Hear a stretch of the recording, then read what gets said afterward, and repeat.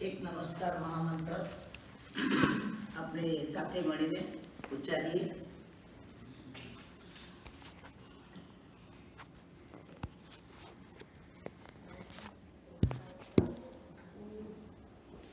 ઓમ નમો હરિહંતાણમ. ઓમ નમો સીતાણમ. ઓમ નમો આયરિયાણમ.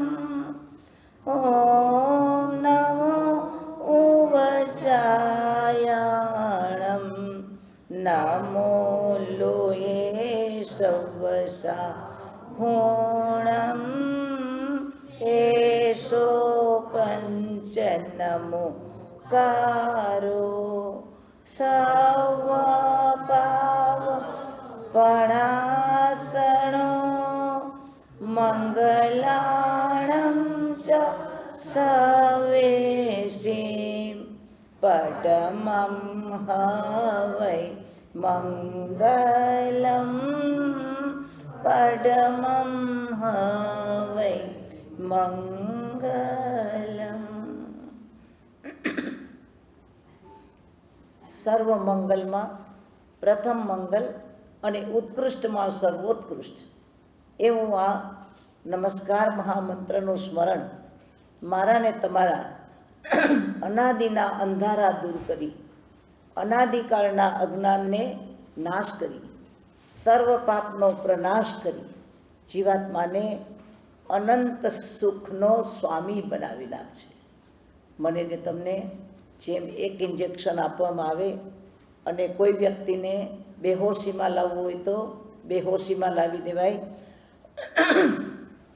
અને એવા કોઈ એક ઇન્જેક્શન વડે કોઈ બેહોશીમાં હોય તો એને જાગૃત પણ કરી શકાય. એટલે જેવી રીતે એક ઔષધિની અસર માનવના શરીરમાં એ રીતે અસરકારક બને છે કે ધાર્યું પરિણામ લાવી શકાય છે. તો આ તો માત્ર પૂતગલ નથી, આ પૌદ્ગલિક વસ્તુ નથી. અનંત અનંત શક્તિ અને સામર્થ્યના સ્વામી એવા અનંત અરિહંત પરમાત્માઓ, અનંત સિદ્ધો, અનંત આચાર્ય ઉપાધ્યાયો અને અનંત સાધુ સંતોના આજ સુધી થઈ ગયેલા, વર્તમાનમાં થઈ રહેલા અને ભાવિમાં થનારા આવા પરમ આત્માઓના નામ સ્મરણથી મારા ને તમારા જીવનમાં એક અદ્ભુત એવી શક્તિનો સંચાર થાય છે. અને મારું ને તમારું મન જે અસ્થિર છે, ડાવાડોળ છે અને વિખરાયેલું, ચંચળ અને ચોમેર ભટકતું એવું મન આ નમસ્કાર મહામંત્રના સ્મરણથી એકાગ્ર થઈને સ્વરૂપમાં લીન થવામાં આપણને સહાયભૂત બને છે. મંગલ કરવાના અનેક કારણો છે. વિઘ્નહરણા, મંગલકરણા એવા આ માંગલિકમાં સૌથી વધુ તાકાત તો મારા ને તમારા આત્મ સ્વરૂપમાં સ્થિર ન થવા દેનાર એવી બધી જે નેગેટિવિટી છે, એવા જે બધા તરંગો છે ને એવા જે અનાદિના સંસ્કારો છે, એ બધા જ સંસ્કારોનું સમન કરીને નમસ્કાર મહામંત્રના ઉચ્ચારણ, રટણ, સ્મરણ એ બધા ભાવો મારા ને તમારા આત્માને અનંત પ્રકારે ઉપકાર કરી શકે છે. તો આવા નમસ્કાર મહામંત્રના પ્રણેતા એવા પરમાત્મા મહાવીર સ્વામી આદિ અનંત તીર્થંકરોના ચરણોમાં કોટી કોટી ભાવવંદન. પરમ ઉપકારી ગુરુવર્યોના ચરણોમાં કોટી કોટી ભાવવંદન.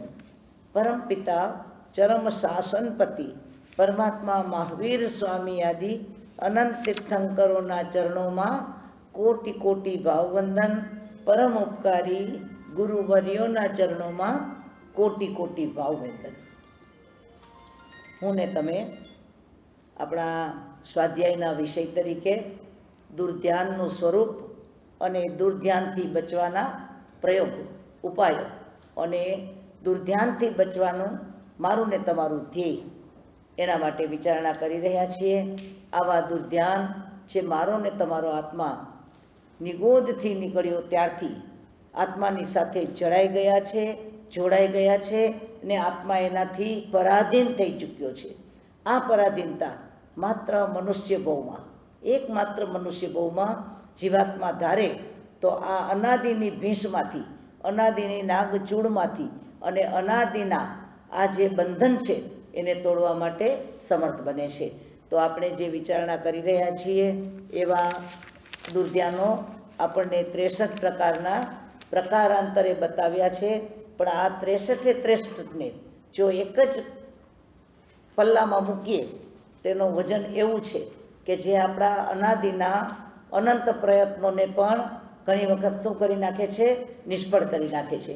પણ બીજી બાજુ જ્ઞાની કહે છે એકવાર જો આત્મા જાગી જાય, એકવાર જો આત્મા સમજી જાય અને આત્મા પોતાના સ્વભાવને ઓળખી જાય તો આ 63 તો શું 63,000 હોય કે 63 લાખ હોય, પણ એ બધા દુર્ધ્યાનનો એક પળમાં અંત કરી શકે છે.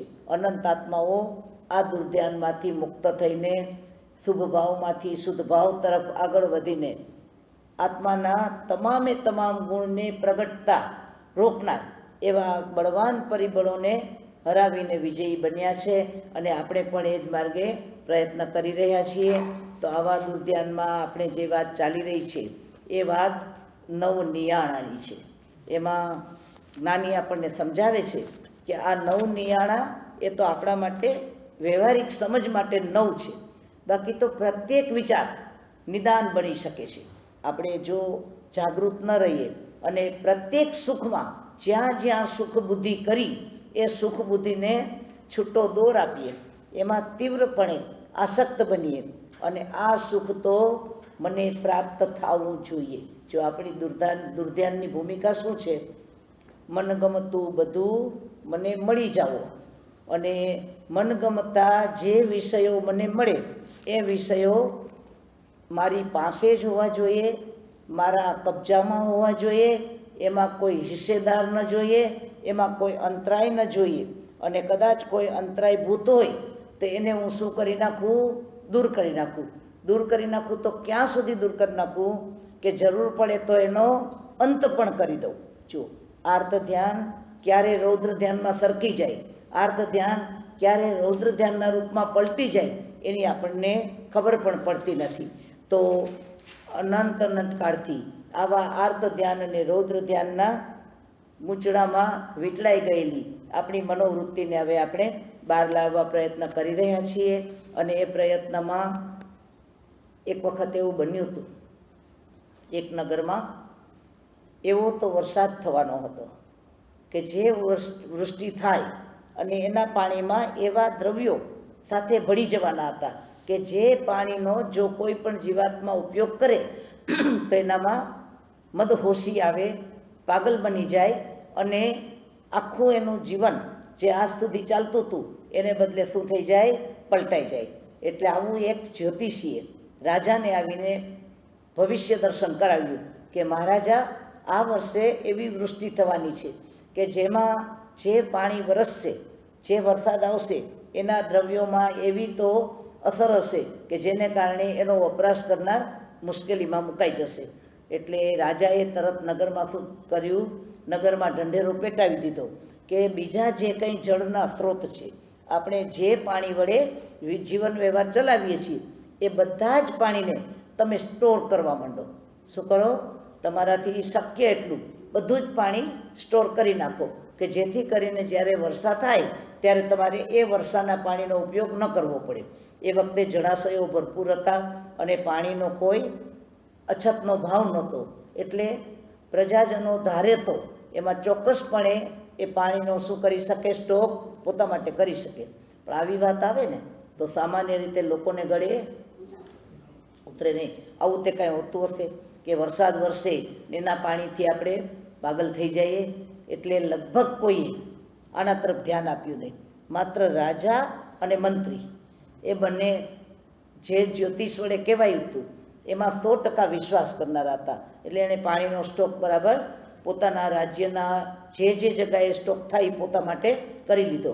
અને થોડા વખત પછી વર્ષાકાળ આવે છે અને એ વખતે જે વૃષ્ટિ થાય છે એ વૃષ્ટિને નગરજનો યુઝમાં લે છે. અને જેમ જેમ પાણીનો વપરાશ કરતા જાય છે એમ એનું મગજ શું થવા માંડે છે? પાગલતા તરફ ધસમસતું દોડવા માંડે છે. અને વર્ષના અંતે જ્યારે વર્ષા ઋતુ પૂરી થઈ અને બધા જ લોકોએ મોટે ભાગે એ પાણીનો વપરાશ કરી લીધો ત્યારે બધામાં ઘેલછા, પાગલપન આવા લક્ષણો પ્રગટ થઈ ચૂક્યા હતા. બચ્યું છે કોણ? એક રાજા અને એક મંત્રી. પણ હવે આખું નગર જે પાગલતા સુધી પહોંચી ચૂક્યું છે એ પોતાને ડાયા માને ને આ બેને શું માને? આવું બને કે ન બને ભાઈ? આજે પાગલખાનામાં કોઈ જાય ને તો એને લાગે કે આ બે પાગલ જ આપણા પાગલખાનામાં આવ્યા હતા. એમ આપણે બધા શેમાં આવશું?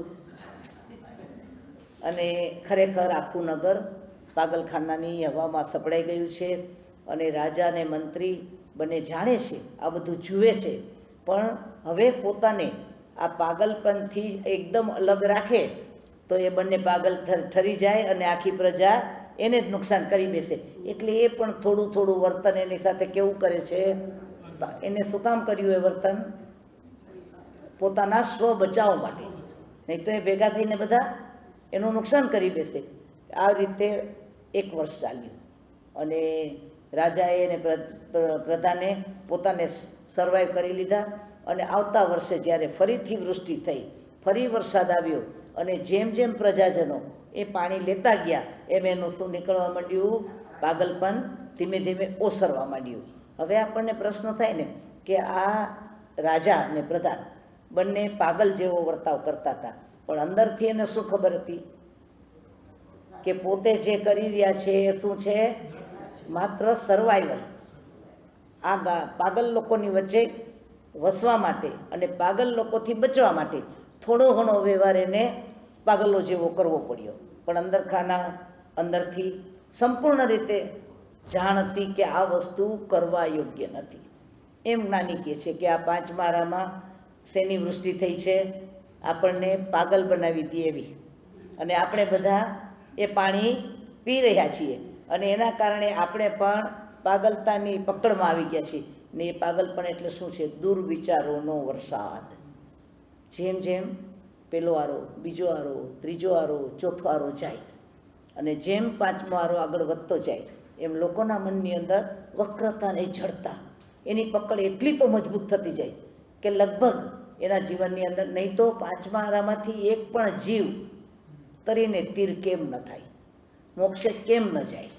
શું ખૂટે છે? કારણ કે એની અંદરમાં જે વિચારધારા આવે છે એની વક્રતાને જડતા એવી છે કે આત્મદ્રવ્ય તરફ જવા ન દે અને કદાચ જાય તો આગળ વધવા ન દે અને આગળ વધે તો પાછો ધક્કો મારે અથવા તો એને ત્યાંથી એવી રીતે મૂંઝવી દે કે જીવાત્મા પોતે પાછો વળી જાય. તો હવે આપણે શું કરવાનું છે? હવે પાછો ચોથો આરો આવે ત્યાં સુધી કંઈક તો કરવું પડશે ને. એટલે થોડો ઘણો વ્યવહાર આપણો કદાચ પાપમય દેખાય. જગતના વ્યવહાર પ્રમાણે આપણે પણ વર્તન કરી લઈએ, પણ અંદર ખાનેથી જો આપણે આ 5મા આરાનો અંત ન આવે, આપણો ફરીથી આરાધક કાળમાં જન્મ ન થાય ત્યાં સુધી આપણે આ જે આપણા ચારે બાજુથી વક્રતા અને જડતાના જે આંદોલનો, જે પ્રવાહો આપણા ઉપર આવી રહ્યા છે એના બચવા માટે પહેલી વૃષ્ટિનું પાણી હતું એ પાણી એટલે જીન વચન છે. શું છે? એ જીન વચનનો આપણે જો સ્ટોક કરી રાખ્યો હોય તો આપણે સર્વાઈવ થઈ શક્યા હોત. પણ એ પણ ક્યાં સુધી ચાલે? એનો પણ 5મા આરાના છેડે તો અંત આવી જવાનો. તો હવે આપણે ચોક્કસપણે એટલું માનીએ છીએ કે રાજા અને મંત્રી એ બંને જે રીતે પોતાને બચાવી શક્યા એમ હું ને તમે પણ આ વિશ્વના આવા વાતાવરણની વચ્ચે પણ આપણે શું કરવું છે? આપણી જાતને બચાવવા માટે જીન વચનનો આધાર લઈ જીન વચનની જીનવાણીના પાણીનો આપણે જેટલો સ્ટોક આપણા આત્મામાં થાય એટલો કરી લેવો છે. એટલે જ્યારે પણ અંતકાળ આવે ત્યારે આપણા આ બધા નિદાનો જે દુઃખ બુદ્ધિ કરી હતી, જેમાં ખરેખર સુખ છે નહીં, અને આપણે અનાદિ અનંત ભૂત એટલે કોઈ પણ દુર્વિચાર, કોઈ પણ દુર્ભાવ, કોઈ પણ દુર્ધ્યાન એનો પાયો ક્યાં છે? અજ્ઞાનમાં છે. એટલે જ્યારથી આપણે પદાર્થમાં, સંજોગોમાં, પરદ્રવ્યમાં, પૂતગલમાં સુખ બુદ્ધિ કરી ત્યારથી આપણો દુર્ધ્યાનનો દોર શરૂ થયો છે. આવા દુર્ધ્યાનના દોરમાંથી બચાવનાર એવી જીનવાણી એ આપણને સમજાવે છે કે કોઈ વખત હાર્ટમાં કંઈ દર્દ થાય, હાર્ટમાં કોઈ રોગ આવે અને એની સર્જરી પણ થાય, એ સર્જરી થાય તો હાર્ટ ફરીથી મજબૂત બની જાય, હાર્ટ નિરોગી બની જાય. પણ હાર્ટની સર્જરી કરવાથી હૃદયની અંદરમાં જે ભાવો છે એ બદલાઈ જાય ખરા? ન બદલાઈ જાય. એને માટે ક્યાં સર્જરી કરવી પડે? વિચારધારામાં, માન્યતામાં અને અનાદિના સંસ્કારમાં. તો હવે આપણે આપણો બહારનો વ્યવહાર છે ને એ હાર્ટની સર્જરી છે. શું છે? એ હાર્ટની સર્જરી છે. અને જે વિચારોનો દોર છે એની સર્જરી એટલે જીનાજ્ઞા, એના વડે આપણે અનાદિનું મિથ્યાત્વ ટાળીએ તો આપણા નિદાનો દૂર થઈ શકે. નહીં તો વ્યવહારમાં આપણને જ્ઞાની કહે છે કે આપણી પાસે જે શબ્દ છે ને ભાઈ, એની અંદરમાં 3-4 શબ્દ એવા છે કે 63 એમાં બીજું એક ધ્યાન આપ્યું છે કામ ધ્યાન, એક કામ ધ્યાન. બીજું એક ધ્યાન આપ્યું છે સ્નેહ ધ્યાન. જે આપણે એક રાગ ધ્યાન લીધું ને ભાઈ, એની જેમ જ કામ ધ્યાન આપ્યું છે 25મું કામ ધ્યાન. 25મું કામ ધ્યાન છે. 30મું સંગ ધ્યાન છે. 30મું સંગ ધ્યાન છે. એટલે કામ ધ્યાન અને સંગ ધ્યાન રાગ ધ્યાનની સાથે જોડો તો એ પણ શું બની જાય? જે કામ ધ્યાન છે એ આપણું સંગ ધ્યાન છે, રાગ ધ્યાન છે અને સ્નેહ ધ્યાન છે. આ ચારેય લગભગ એકબીજા સાથે જોડાયેલા છે. એમાં કામ ધ્યાનની અંદરમાં 5 ઇન્દ્રિયોના વિષય, 5 ઇન્દ્રિયોના વિષય એના તરફ આપણે થોડી વિચારણા કરી લીધી. હવે એના પછી આવે છે સ્નેહ ધ્યાન, એટલે જેમાં 5 ઇન્દ્રિયોના વિષય નથી પણ સંસાર તરફની જે આપણી નજર છે ને એમાં આપણે લાગણીના તંતુ વડે એવા તો બંધાઈ જાય છે કે આપણું ધ્યાન ક્યારે દુર્ધ્યાનમાં ચાલ્યું જાય ને એની આપણને ખબર પડતી નથી. હવે એના માટે પરમાત્માએ એક દાખલો આપ્યો છે કે કામ વાસના એ 5 ઇન્દ્રિયોના વિષયમાંની બળવાન વાસના છે. પણ માત્ર વાસના શબ્દને એને અધૂરો લાગશે. એ સિવાય આપણે એક વ્યક્તિ તરફ જ્યારે આપણને સ્નેહ જાગે, લાગણી બંધાય એટલે એ મોહ જ છે. પણ એના પછી તરત જ શું કરવાનું મન થાય? એનો સંગ કરવાનું મન થાય, એની સાથે રહેવાનું મન થાય, એની સાથે જોડાઈ જવાનું મન થાય. અને આ ધ્યાન સ્નેહ ધ્યાન, સંગ ધ્યાન અને એની સાથે જોડાઈ જાય જો રાગ ધ્યાન, અને પછી એમાં જો કામ ધ્યાન પડે તો 4 ચોકડી મળીને શું કરે? એ જીવાત્માને એટલો અધમતાની કક્ષા સુધી લઈ જાય કે એક સુંદર મજાનું દ્રષ્ટાંતની આપ્યું છે. એ આપણા માટે ખૂબ સમજવા જેવું છે કે કુમાર નંદી નામનો એક સોની છે, કુમાર નંદી, જે ખૂબ જ વિષય વાસનામાં, ધન વૈભવમાં અને મોહ દશામાં જીવનારો, અને પૂર્વના પુણ્ય વડે એની પાસે અઢળક વૈભવ પણ હતો. 500 પત્નીઓ સાથે પોતાના જીવનને જોડીને ગાઢ આસક્તિથી જીવવા છતાં એની એક પણ તૃષ્ણા પૂરી નહોતી થતી. એમાં એક વખત એવું બન્યું કે પોતાના એક દંડિયા મહેલમાં આ 500 સ્ત્રીઓને એને ક્યાં રાખી છે? એક દંડિયા મહેલમાં. એક દંડિયો મહેલ એટલે શું? કે જેમાં જવાનો એક રસ્તો હોય પણ બહાર નીકળવા માટે એક જ રસ્તો હોય કે જે એક બંધ કરી દઈએ એટલે પછી કોઈ ક્યાંયથી, એટલે આ સ્ત્રીઓ એ ક્યારેય પણ પોતાથી જુદી ન પડી જાય, બીજા કોઈ અંદર પ્રવેશ ન કરે એવી પોતાની પોઝેશન એના માટે કર્યું હતું. પણ એની ઉપર એક એણે ગવાક્ષ અને એની ઉપર પાછા ટેરેસ એ બધા રાખ્યા છે. એક દિવસ પૂનમની રાતે એ કામ ધ્યાનમાં, સંગ ધ્યાનમાં, સ્નેહ ધ્યાનમાં અને રાગ ધ્યાનમાં ચૂર બનીને અગાસીમાં બેઠો છે. એ વખતે 2 દેવીઓ કે જે દેવીઓના પતિ જે દેવ હતા એનું ત્યાં દેવલોકમાં ચ્યવન થયું છે. દેવદેવી બધાનું કંઈ આયુષ્ય સાથે પૂરું ન થાય. એક દેવલોકના દેવદેવી હોય, એક દેવલોકના ઇન્દ્ર ઇન્દ્રાણી હોય. એ બધામાં પણ ઘણીવાર એવું બને કે ઇન્દ્રનું પહેલાં ચ્યવન થાય અને ઇન્દ્રાણીને થોડો વખત વિયોગ આવે, અને કોઈ વખત એવું બને કે ઇન્દ્રાણીનો વિયોગ થાય અને ઇન્દ્રને વિયોગ વેઠવો પડે. પણ આવે વખતે ત્યાં મોટે ભાગે તત્કાલ બીજો કોઈ દેવ શું આવી જાય છે? ઉત્પન્ન થઈ જાય છે. સંસારની રચના જુઓ, આસક્તિ અને મોહ આટલા વખતનો પલ્યોપમના પલ્યોપમ એનો સહવાસ, પણ જેવા ત્યાં બીજા દેવની ઉત્પત્તિ થાય એટલે શું થઈ જાય? બંને ઇન્દ્ર ઇન્દ્રાણી બની જાય, દેવદેવી બની જાય. આ સંસારની રચના તો જુઓ, આ જીવની દશા શું છે? એક પળમાં આ રાગના બંધનમાં એ લોકો પાછા બંધાઈ જાય છે. પણ જ્યારે આ દેવ પોતે ચ્યવન કરે છે ત્યારે હાસા ને પ્રહાસા એના જે પતિ રૂપે જે દેવ હતા એના અવસાન પછી આ બંને દેવીઓ પણ ગાઢ મોહની અકર્મથી ઘેરાયેલી, એના કારણે પતિનો વિરહ એને એક દિવસ પણ સહન થતો નથી. અને જ્યારે પોતાના અવધિજ્ઞાનના ઉપયોગમાં જુએ છે કે આ દેવલોકમાં કોઈ પણ દેવતાને ઉપપાત થવાનો છે, પણ એના માટે ત્યાંનો કાળ શું છે ખબર છે કે દેવી કોઈ વખત એક અંતર્મુહૂર્તમાં દેવ ઉત્પન્ન થાય ને કોઈ વખત વધુમાં વધુ વિરહ પડે તો 6 મહિનાનો પણ પડે. આ બધા જેટલા દેવ છે ને, આ ગ્રહ નક્ષત્ર એ બધામાં પણ એવું બની જાય. દેવની પદવી છે. આ દેવ એક જ દેવ છે એટલે ધારો કે આપણે એનું કહીએ કે આ દેવલોકના આ ઇન્દ્ર, તો ઇન્દ્રનો આત્મા એનો એ નથી રહેતો, એ તો બદલાયા કરે, પણ એની પદવીને કારણે સૌધર્મેન્દ્ર, જે ઈશાનેન્દ્ર એ બધા નામ કહેવાય છે. એવી રીતે 6 મહિનાનો વિરહ થશે.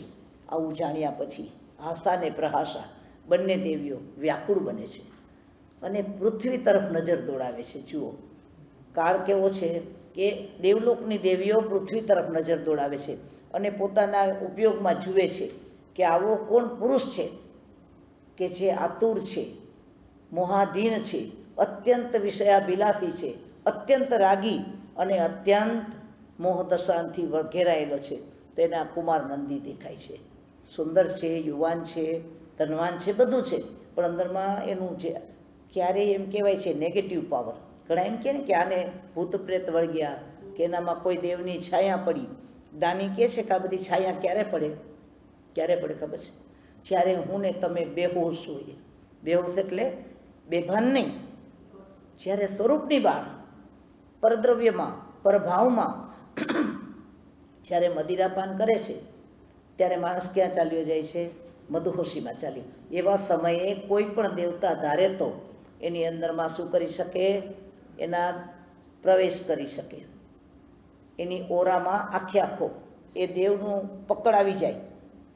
જ્યાં સુધી હું ને તમે સ્વરૂપમાં હોઈએ, આત્મદ્રવ્ય તરફ હોઈએ અને આપણું પાવન પવિત્ર અને સાત્વિક એવી વિચારધારા હોય તો કોઈ પણ દેવતાની તાકાત નથી કે આપણને શું કરી શકે? ટ્રેપમાં લઈ જાય. આ હિપ્નોટિઝમ, મેસ્મેરાઇઝ, આ બધા જે પ્રયોગો થાય છે ને એ કોના ઉપર વધારે થઈ શકે? જે વ્યક્તિનું મન ચંચળ છે, જે દ્વિધામાં છે, જેને પોતાપણામાં વિશ્વાસ નથી. એટલે આપણે બધા આ જે ચિનપંજર સ્તોત્ર છે, અંગરક્ષા સ્તોત્ર છે, આ બધા શું કામ મૂક્યા છે? કે આપણી વૃત્તિને જે આપણે નિર્બળ કરીએ છીએ અને એના કારણે ઓરામાં જે નેગેટિવિટી આવે છે એ વખતે નેગેટિવ પાવર શું કરી શકે? આપણા ઉપર હુમલો કરી શકે. એટલે આ કુમાર નંદી જેના ઉપર કોઈ પણ દેવી પ્રભાવિત કરી શકે એવી એની વૃત્તિ છે. એ વખતે દેવી ટેરેસમાં આવી અને એને બતાવે છે કે પોતાનું રૂપ. હવે આવું સ્વરૂપ જે દેવી જ છે એને જોઈને પાગલ બની જાય છે. કુમાર નંદી એને જોઈને પાગલ બની જાય છે અને પેલી એને નજીક ખેંચવા માટે પ્રયત્ન કરે છે. વ્યંતર શરીરે છે એટલે જેવા આભાસ રચવા હોય એવા રચી શકે. અને કુમાર નંદી એની પાછળ પાગલ બની જાય એટલે નજીક આવીને કહે છે કે અમે તને સ્વીકારવા તૈયાર છે, તું અમારો બની જા. અને જુઓ 500 નારીનો પતિ છે છતાં પણ એક પળમાં મોહદશામાં એવો ઘેરાયો કે તું કહે તે કરવા તૈયાર છું, પણ હવે તું મારી પાસે આવી જા. ત્યારે કહે છે કે અમે તો દિવ્ય શરીરી છીએ, તને આ રીતે અમે મળી ન શકીએ. તારે અમને મળવું હોય ને તો અમુક દ્વીપ ઉપર આવવું પડે. એ દ્વીપ ઉપર તું જો આવે તો એ દ્વીપ ઉપર અમે તને મળશું. એટલે પેલો તૈયાર થાય છે કે આ દ્વીપ ઉપર આવવું કેવી રીતે? તો કે કઠિન કામ છે પણ આવી શકે. એટલે એ દ્વીપનું નામ એને આપે છે અને કહે છે કે તારા નગરમાં ઢંઢેરો પીટાવ અને જાણ કર એમાં કોઈને કોઈ નાવિક આ દ્વીપ વિશે માહિતી ધરાવે છે પણ ખૂબ ખર્ચાળ છે, એટલો ખર્ચ તું કરી શકે એમ છો તો તું એ દ્વીપ ઉપર આવી જા. અને 1 લાખ કે 1 કરોડ એ વખતનું જે ચલણ હતું એટલા પૈસા આપીને એક નાવિક, વૃદ્ધ નાવિક, જો એક જીવ કેવા મોહદશાને આધીન હોય છે, એ વૃદ્ધ નાવિક પણ પરિવારમાં, સ્નેહમાં, સ્નેહરાગમાં એટલો પાગલ હતો કે એને વિચાર આવે છે કે હવે મારી તો વય આટલી થઈ ગઈ છે, મારું તો મૃત્યુ આમ પણ ટૂંક સમયમાં થઈ શકે છે, જો મને આટલા પૈસા એક સામટા મળતા હોય તો મારો પરિવાર તો સુખી થાય. જો આપણને આવું ભાગ્ય જ માનવામાં આવે, પણ આવા પણ જીવ હતા. પરમાત્માએ આપણને જે દ્રષ્ટાંતો આપ્યા છે એમાં આ દ્રષ્ટાંત છે ને રૂપક છે. શું છે કે આવો જીવ છે કે જે પોતાનું જાન દઈને પણ પોતાના પરિવારને ધન વડે સુખી કરવા માગતો હતો. હવે કદાચ આ જાન દઈ દઈએ અને કદાચ ધન મળી જાય તો પણ એના પરિવાર સુખી થાય એની કોઈ ગેરંટી ખરી? અને છતાં પણ પોતાનો મનુષ્ય બહુ પોતાનું જીવન જેના પળપળના મૂલ્ય માટે કોણ ઝંખે છે? દેવલોકના દેવ ઝંખે છે. એટલે બધું ગોઠવાયું. એક નાવિક તૈયાર થાય છે. આ કુમાર નંદી પણ 500 સ્ત્રીઓને છોડીને એ દ્વીપ ઉપર જવા માટેની તૈયારી કરે છે. બધી સ્ત્રીઓ એને વિનંતી કરે છે, કરગરે છે, રુદન કરે છે, આક્રંદ કરે છે, પણ નાની કહે છે કે જે દુર્ધ્યાનમાં સપડાયેલો આત્મા છે, ગાઢ આસક્તિમાં, એને કોઈની પણ અસર થતી નથી. અને એ ચાલતો થાય છે અને નાવમાં બેસી પ્રવાસ કરે છે. ખૂબ દૂરના સમુદ્ર સુધી પ્રવાસ થયો અને પેલો પૂછે છે કે હજી કેટલી વાર છે? તો કે બસ હવે બહુ નજીક આવી ગયો છે. અને ત્યાં ભયંકર તોફાનો શરૂ થાય છે. સમુદ્રમાં ભયંકર તોફાન શરૂ, ઉલ્કાપાત થયો હોય ને એવા તોફાન થાય છે. એટલે કે છે હવે જો નજર રાખજે, હમણાં જ તને સામે દ્વીપ દેખાશે અને એ દ્વીપની જતા પહેલાં વચ્ચે એવા ભયંકર વમળ આવશે. તો કે બીજો રસ્તો નથી? તો કે ના, એ દ્વીપની આસપાસના જેટલા પણ સમુદ્રના પ્રવાહો છે એમાં ભયંકર ભંવર છે અને એ ભંવરમાંથી પાસ થઈને જ જવું પડે. એટલે જેવા આપણે જેમ જેમ દ્વીપની નજીક જશું એમ કોઈને કોઈ ભંવરમાં આપણી નાવ ફસાશે. પણ એ તને જે દેખાય છે ને દ્વીપ, એના કિનારા પર કેટલા બધા એવા વૃક્ષો છે કે જેની વડવાઈઓ ખૂબ લટકતી હોય અને હું તને પ્રયત્નપૂર્વક ગમે તેમ કરીને મારા જાનના ભોગે પણ એ વડવાઈઓ સુધી પહોંચાડીશ અને એ વડવાઈ તારે પકડી લેવાની.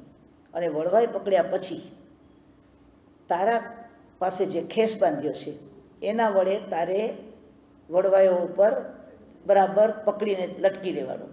રાત્રિ થશે એટલે ભારંડ નામનું પક્ષી, કલ્પના છે, શાસ્ત્રમાં બતાવેલું છે, એટલે એવું કોઈ ભારંડ પક્ષી છે કે જેને 3 મસ્તક છે, બે પંખી છે અને 3 પગ છે. 3 પગથી અને બંને એની પાંખથી જોડાયેલા હોય. એના મસ્તક છે એટલે 2 મસ્તક, પણ એ બધું જોડાયેલું છે. એમાં તારે આ પંખીઓ વડવાઈ ઉપર આવીને બેસશે. એ વડવાઈ ઉપર બેસે અને રાત્રિના માણસની ભાષામાં વાત કરશે. એટલે એ બોલશે કે અમે આ દ્વીપ ઉપર જવાના છીએ. એટલે જે પંખી એવી વાત કરે ને કે આ કાલે સવારે અમે ઉડીને આ દ્વીપ ઉપર ઉતરવાના છીએ, એની પાસે તું વડવાઈમાં લટકતો લટકતો, કલ્પના કરો નીચે આવો તોફાની સમુદ્ર છે અને પોતે ક્યાં લટકે છે? વડવાઈ ઉપર લટકે છે. એટલે પહેલાં તો કઈ ડાળી ઉપર પંખી છે એ બરાબર જોવાનું. જે પંખી ઉપર, જે ડાળી ઉપર પંખી છે ત્યાં સુધી પહોંચવાનું. પાછું એ પંખી બોલે કે હું જવાનો છું તો તારે એને પકડવાનું, નહીં તો બીજું પંખી બોલે ત્યાં સુધી પાછું જવાનું. આટલું જોખમ કઈ દશાથી જીવી લીધું. આની અંદરમાં જે ધ્યાનની ધારા હશે, જે વૃત્તિનો ઢાળ હશે, જે અંદરમાં કામના હશે, એનું બળ કેટલું હશે. અને એ કર્યા પછી તારે એના પગને પકડી લેવાનો. હવે આટલું મહાકાય પંખી જે માણસને ઉઠાવી શકે, એ એક ઝાપટના પણ એની પાંખની એક ઝાપટ આવે તો એવામાં ઉડી પણ જઈ શકે ને, તો પણ એની હિંમત જુઓ. આત્માની શક્તિ અગાધ છે. પણ મારા ને તમારા આત્માએ આજ સુધી આ શક્તિનો પ્રયોગ શેમાં કર્યો છે? જો આત્માના કલ્યાણ માટે જ્યારે જ્યારે આત્મશક્તિનો વપરાશ કરવો હોય તો તરત જ આપણો આત્મશક્તિ ક્ષીણ થવા માંડે. આપણે કહીએ હવે મારી તાકાત નથી. જ્યારે આપણે બોલીએ છીએ ને કે આ કરવાની મારી તાકાત નથી, ત્યારે આપણે કયું કર્મ બાંધીએ છીએ? વીર્યાંતરાય બાંધીએ છીએ. આત્માના અનંત વીર્યને જ્યાં ઉલ્લસવું છે, જ્યાં પ્રગટવું છે, જ્યાં એને બહાર આવવું છે, એને બદલે આપણે કશો પ્રયોગ કર્યા વિના આપણે બોલી નાખીએ છીએ કે આ તો મારાથી થાય નહીં. આજે આપણને કોઈને સપનામાં પણ દીક્ષા આવે છે. સપનામાં દીક્ષા આવે. બીજું શું શું આવે સપનામાં? દીક્ષા સિવાય બધું જ આવે. હવે કોઈ એક જ્યોતિષી કોઈની, તમારા આપણા કોઈ સંતાનની કે કોઈની કુંડળી બતાવીએ અને એ એમ કહે કેની કુંડળીમાં શું શું નથી?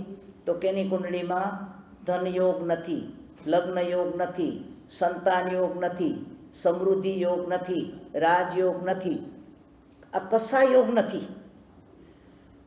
તો આપણને કેવું લાગે? આપણે ગભરાઈ જાય કે ન ગભરાઈ જાય? ક્યારે આને કશું નથી. તો જ્ઞાની કહે છે આવું કોને હોય ખબર છે? આવા બધા યોગ કોને ન હોય? સાધુને ન હોય. સાધુને હોય, એને ધન યોગ હોય, સંતાન યોગ હોય, પત્ની લગ્ન યોગ હોય, ન હોય.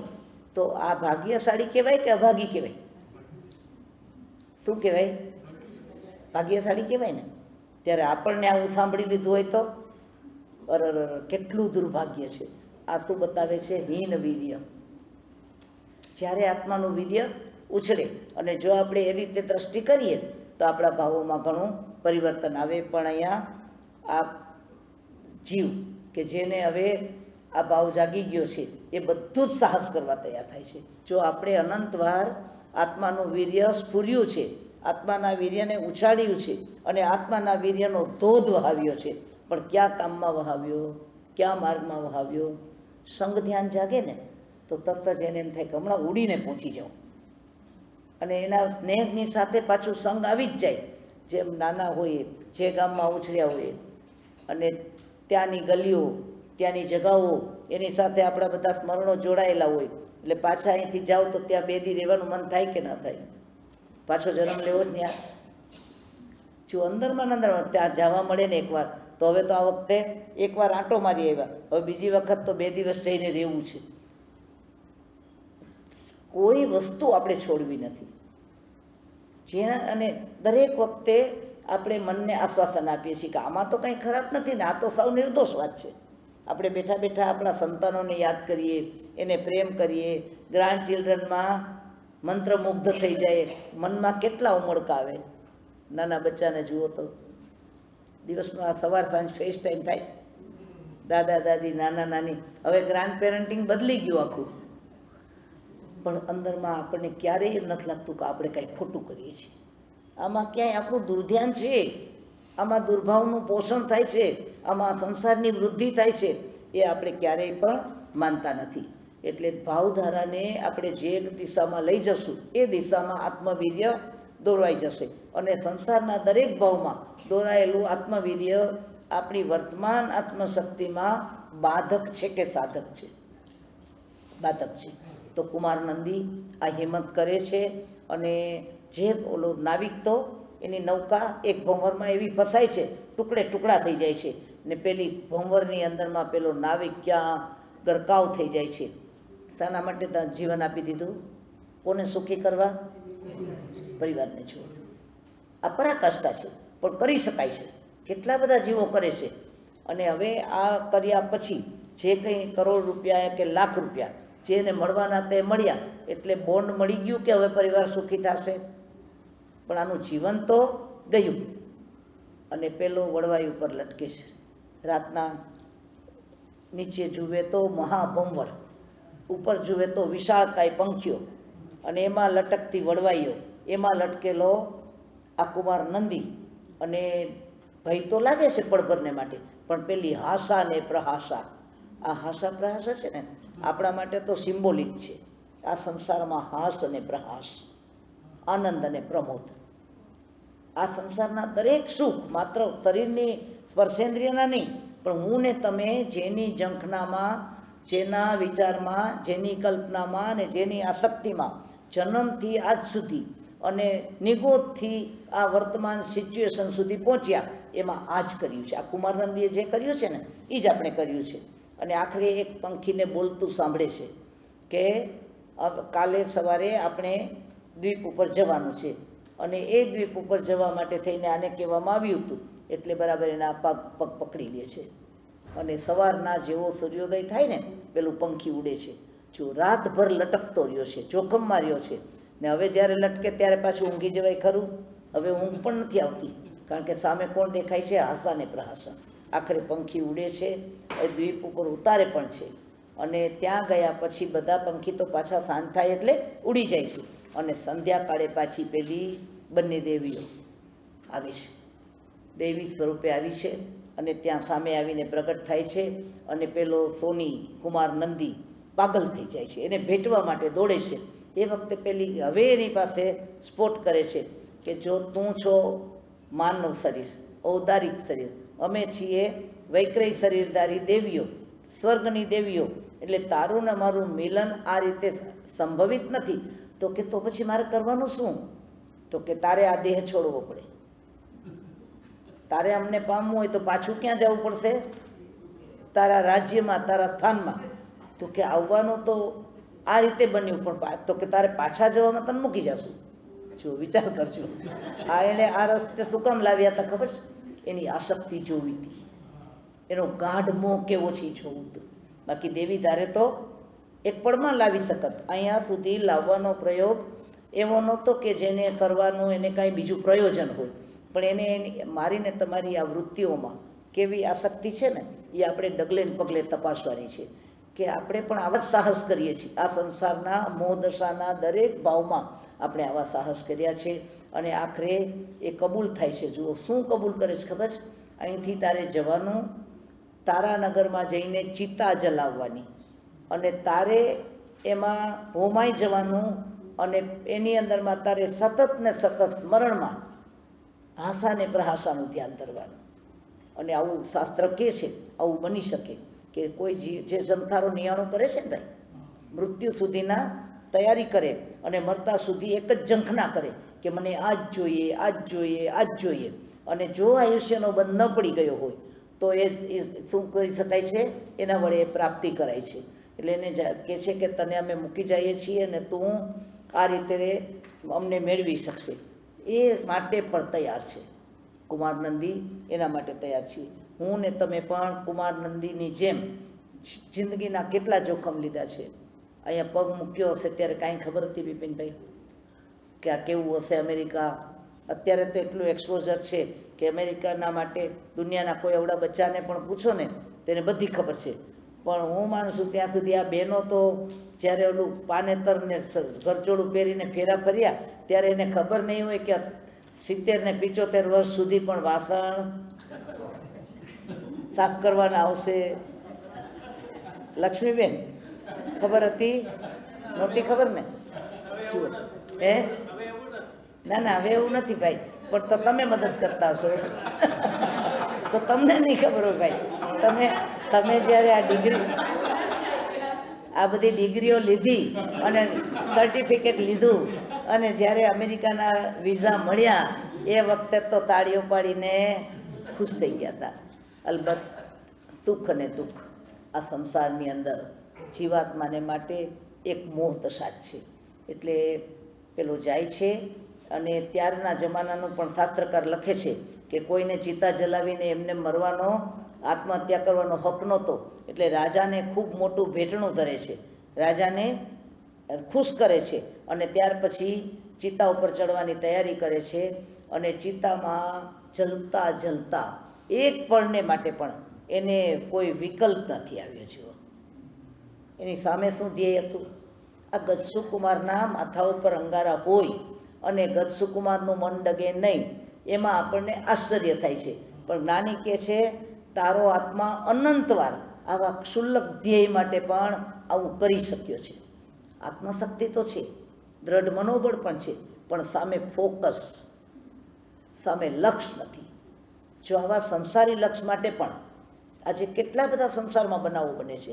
એની સહનશક્તિની આપણે પેલું અમેરિકા ગોટ ટેલેન્ટ ને ઇન્ડિયા ગોટ ટેલેન્ટ ને આ બધા શોમાં જોઈએ છીએ, એમાં જે સાહસ કરે છે એ બધા સાહસ જો આત્મા માટે કર્યા હોય તો આપણે મુનિ ભગવંતોના જીવનના સાહસો વાંચીએ ત્યારે આપણને ઘડીભર એમ લાગે છે આવું તો કેમ થાય, પણ આવા ક્ષુલ્લક વાતો માટે પણ કેટલા સાહસો દુનિયામાં થાય છે. ને મારાના તમારા આત્માએ પણ અનાદિ અનંત ભૂતકાળમાં આવા કંઈક ખેલ ખેલ્યા છે અને એના કણિયાઓ, એના અંશો, એની લાળ, એના રૂટ હજી પણ અંદરમાં પડ્યા છે. એટલે ક્યારે એમાંથી કયું સ્પ્રાઉટ થઈ જશે અને કયું આગળ વધશે એનું આપણે આ બહુમાં શું કરી લેવાનું છે?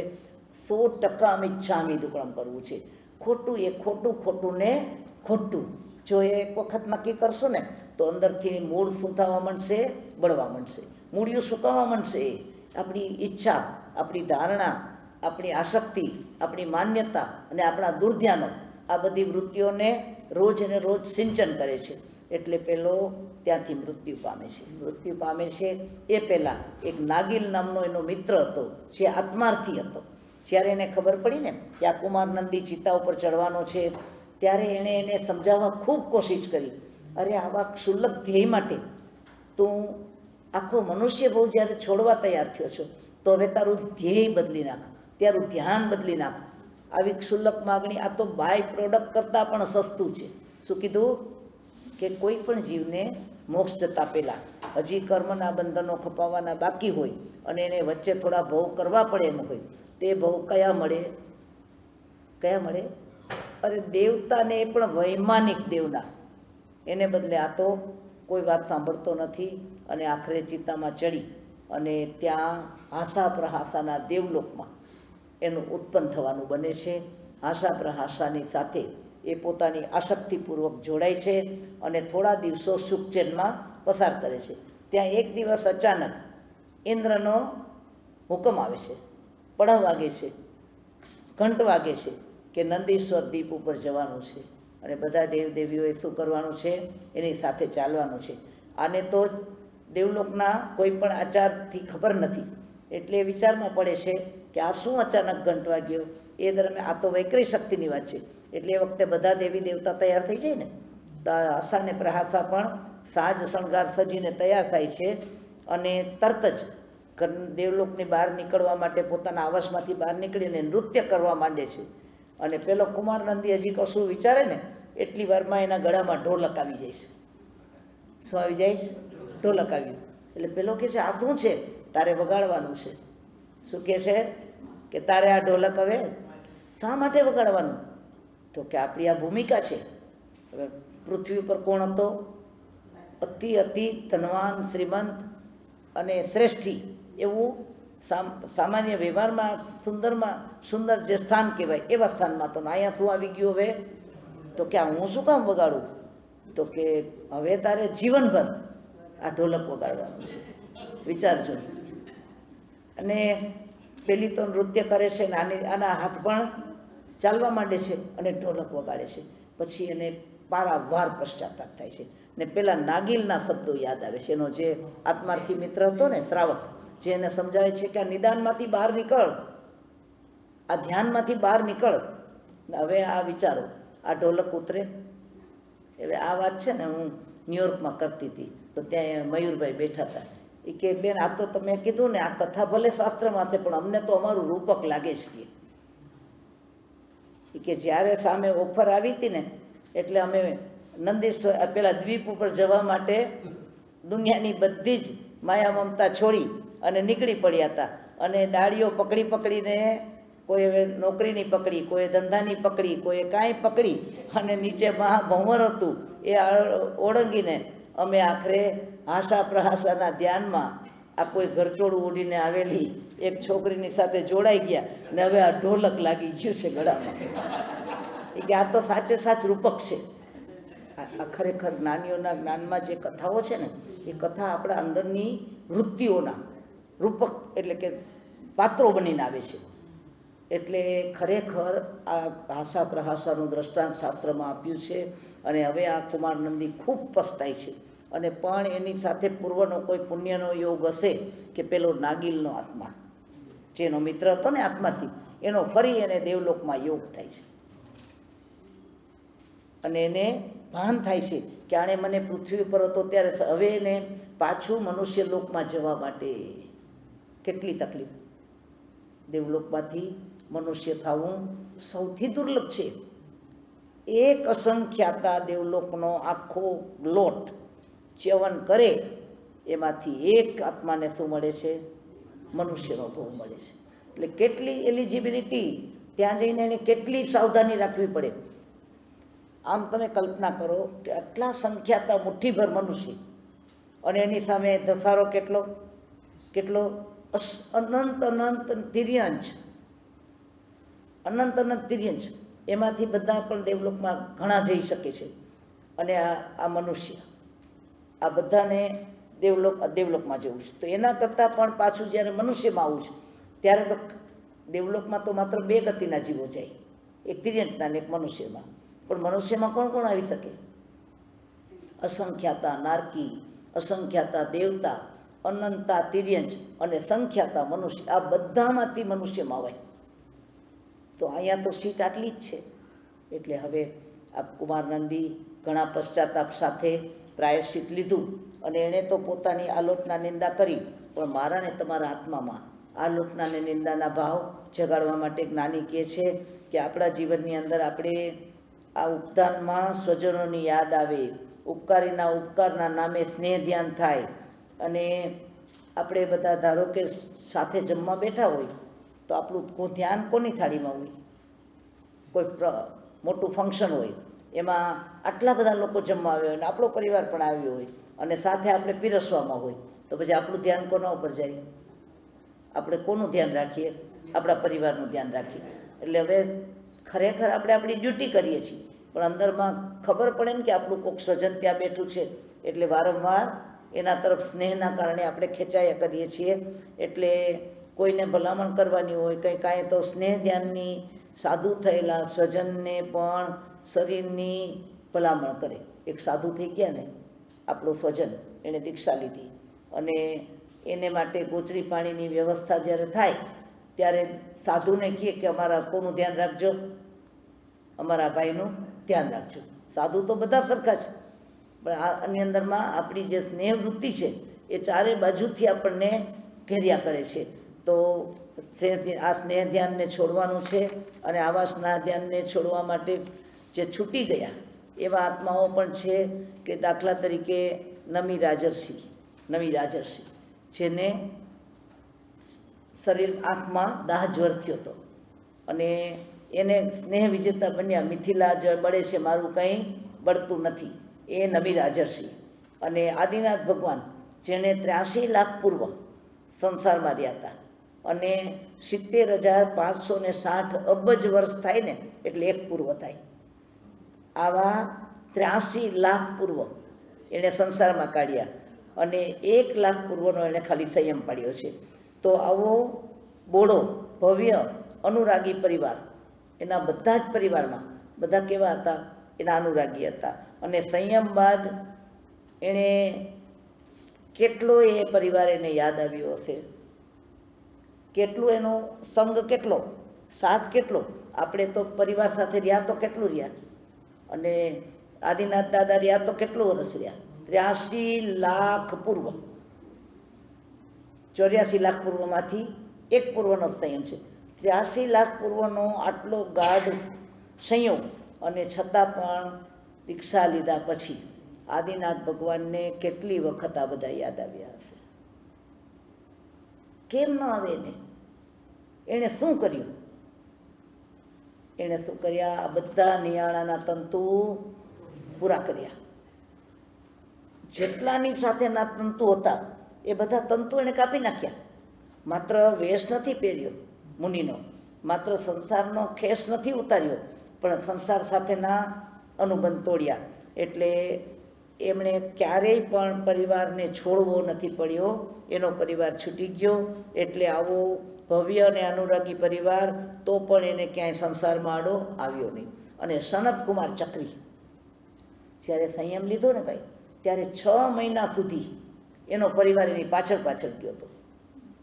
સનતકુમાર ચક્રીને 16 રોગ થયા અને એ વખતે પણ એની તાકાત તો હતી કે પોતાના એક થૂક માત્રથી પોતાની કાયા કંચનવર્ણી થાય, પણ એને એનો પ્રયોગ પણ કર્યો નહીં.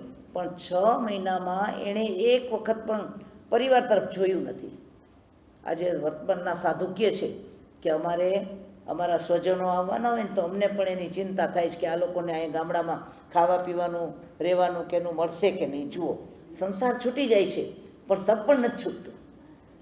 ત્યારે અહીંયા સનતકુમાર ચક્રીને 6 મહિના સુધી પરિવાર પાછળ ફરે છે, પણ એક વખત પણ એને પરિવાર સામે નજર કરી નથી. એટલે જ્ઞાની આપણને કહે છે કે જેને છોડવો છે એનો સંસાર છૂટી શકે છે, પણ જેને નથી છોડવો એને જન્મો જન્મ સુધી પણ એની લાડ છૂટતી નથી.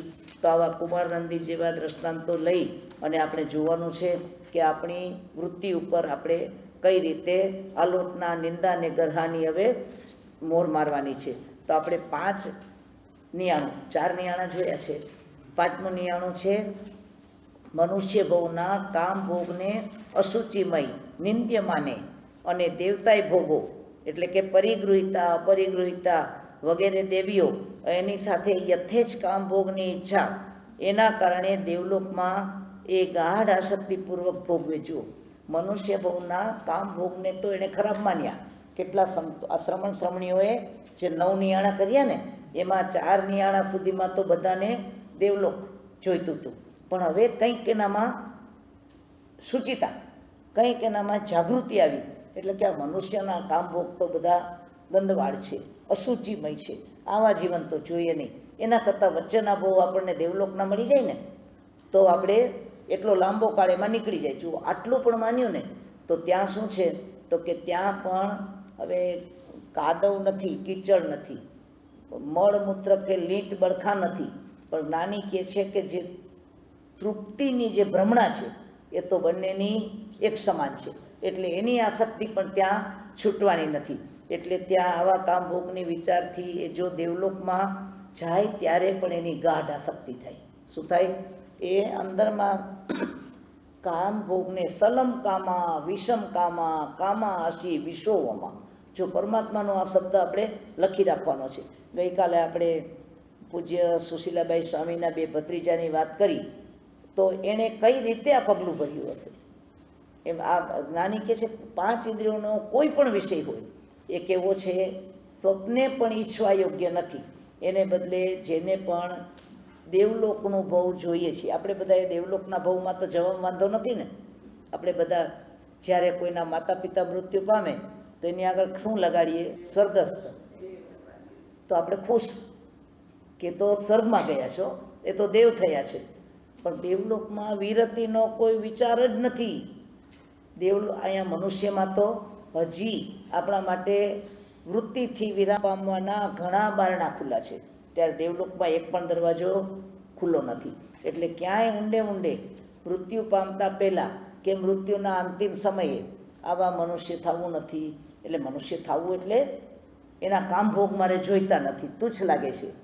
પણ જ્ઞાની કહે છે દેવલોકની પણ કોઈ પણ પ્રકારની તૃષ્ણા કરી હોય તો એના કારણે એ ત્યાંથી મરે અને પાછો મનુષ્ય જ પુરુષ જ બને. શું થાય? આટલી તપ સંયમની આરાધના કરી અને આટલા નિયાણાથી દેવલોકમાં ગયો તો હવે પુરુષ બને અને ધર્મ સાંભળવાની યોગ્યતા મળે, પણ એનામાં શ્રદ્ધા ન થાય. કેટલા બધા જીવો એવા છે કે એમ કે ધર્મ સાચો, ધર્મ કરવા જેવો, પણ અમે તો માનવતામાં માનીએ, અમે તો આ બધાને સુખી કરવામાં માનીએ. આ તમે સામાયિક ને પ્રતિક્રમણ ને તપ ને ત્યાગ ને આ બધું એને શું લાગે? કેમ લાગે? તો કે હજી દૈવી સુખો જેને એને ભેદ નહોતો સમજાણો કે સુખ આ હોય કે આ હોય, પણ સુખ બુદ્ધિ એ બંનેમાં આપણે કરી છે, સુખ નામનું તત્વ એમાં નથી. તો આજ સુધી મેં ને તમે ઊંડે ઊંડે પણ આત્મામાં ક્યાંય દેવલોક માટે પણ આવી ભ્રમણા રહી ગઈ હોય કે ત્યાંના કામ ભોગો તો આટલા ગંદા આટલા ખરાબ નથી, તો પણ આપણો અંત નહીં આવવા દઈએ. અને છઠ્ઠામાં કહે છે 5મા નિયાણની જેમ જ શ્રમણ શ્રામણીઓએ મનુષ્યના ભોગોથી કંટાળી અને દેવતાય ભોગો માટે તપ સંયમ દાવમાં લગાડ્યો હતો. દેવ બની ભોગ ભોગવી એ મનુષ્યમાં આવે તો એવો જીવાત્મા પેલાને તો દુર્લભ બોધિ થાય અને શ્રદ્ધા રહિત થાય, પણ હવે તો એ સીધો મિથ્યા દર્શનીને ત્યાં ઉત્પન્ન થાય. શું થાય? એનો જન્મ જ જ્યાં મિથ્યા દર્શન હોય ને એવા સ્થાનમાં થાય અને સંયમ તપ કરે પણ સમ્યક દર્શનના અભાવથી એની ઘોર કષ્ટપૂર્વકની સાધના હોય તો પણ એનો સંસાર ટળે નહીં. એટલે બધા પેલા હઠયોગીઓ, કેટલા બધા સાધકો કેટલી કઠોર સાધના કરે છે. ઊંધા મસ્તક તાંબલી તાપસનું તપ આપણને બતાવ્યું છે ને. તાંબલી તાપસે જેટલું તપ કર્યું હતું એ પારણે શું લેતા? 21 વખત ચોખાને ધોઈ નાખે. આપણા રાંધેલા ભાત એને 21 પાણીએ ધોવે. હવે એ ચોખામાં શું રહીએ? એની પારણે આંબેલ કરે. તે આંબેલ પણ કેવી? તો કે 21 વખત ધોયેલા રાઈસ ખાલી ખાઈને આંબેલ કરે. આવી તપની ઘોર આરાધના કરવા છતાં એનું એક પણ કર્મનું ભવકટીનું એક પણ કર્મ ખપતું નહોતું. એનું કારણ શું હતું? અંદરમાં અજ્ઞાનનો દોર ચાલુ હતો, મિથ્યા દર્શનનો દોર ચાલુ હતો. એટલે ત્રસ સ્થાવરની હિંસાપૂર્વકના ધર્માચાર, અસુરાદી, કિલવિષક વગેરે હલકી જાતિના દેવ બને. જ્યાં આવી જાતનું નિયાણું કર્યું હોય તો એ ક્યાં બની જાય? કિલવિષક દેવમાં જાય. અને બાકી રહેલા કર્મયોગે મનુષ્યાદી ગતિમાં આંધળા મૂંગા બનીને કર્મ ભોગવે. આપણે ક્યારેક આંધળા ને મૂંગા વગેરે આવા અપંગ હેન્ડીકેપ બધાને જોઈએ છીએ ને, તો આ શેનું પરિણામ છે? તપ સંયમ કર્યો હોય, બધું કર્યું હોય, પણ હજી પેલી સુખ બુદ્ધિ ટળી નથી. અને એના કારણે સુખ ભોગ, એટલે સુખ બુદ્ધિ ટળીએ નહીં ને તો આપણને એમ થાય કે અત્યારે આપણી કંઈ ઈચ્છા નથી, પણ એમાં સુખ છે, એનો અંશ પણ પડ્યો હોય તો એ અંશ તો આપણને શું કરે? મોકો મળતા અંદરથી આસક્તિનો દોર પાછો ચાલુ કરાવે. એટલે આ નિયાણા કરનાર શેમાંથી નિયાણા કરે છે? તો કે ભ્રમણામાંથી, કે સંસારમાં સુખ છે. એક તાતણો પણ રહી ગયો કે સંસારમાં ક્યાંય સુખ છે, અને એના ઉપર ગમે એટલા તપ જપ જ્ઞાન ધ્યાન આદિના મહાલયો રચ્યા તો પણ એ નિયાણાના પ્રભાવે પહેલાં તો મિથ્યા દર્શન ન જાય. આપણો જન્મ એવા સ્થાનમાં થાય કે જ્યાં જીન વચન ન મળે. કદાચ જીન વચન મળી જાય તો શ્રદ્ધા ન થવા દે, અને કદાચ શ્રદ્ધા થોડી ઘણી થાય તો આરાધના ન થવા દે. એટલે એક પછી એક ઉત્તરોત્તર નિયાણા આપણને વધારે સાવધાન કરવા માગે છે. એટલે હવે 7મા નિયાણામાં અલ્પ વિકારી હોય. શું હોય છે? સાધુ અલ્પ વિકારી હતા અને મનુષ્યના ભોગની ઈચ્છા નથી, પણ દેવગતિ પામીને, હજી તમે યાદ કરજો, અત્યારે આપણને કોઈ ચોઈસ આપે કે છઠવારો આવે છે, 5મારા પછી 21,000 વર્ષનો કાળ છે, આપણે છઠ્ઠારામાં જન્મવું નથી, તો આ બીજી સેકન્ડ ચોઈસ કઈ?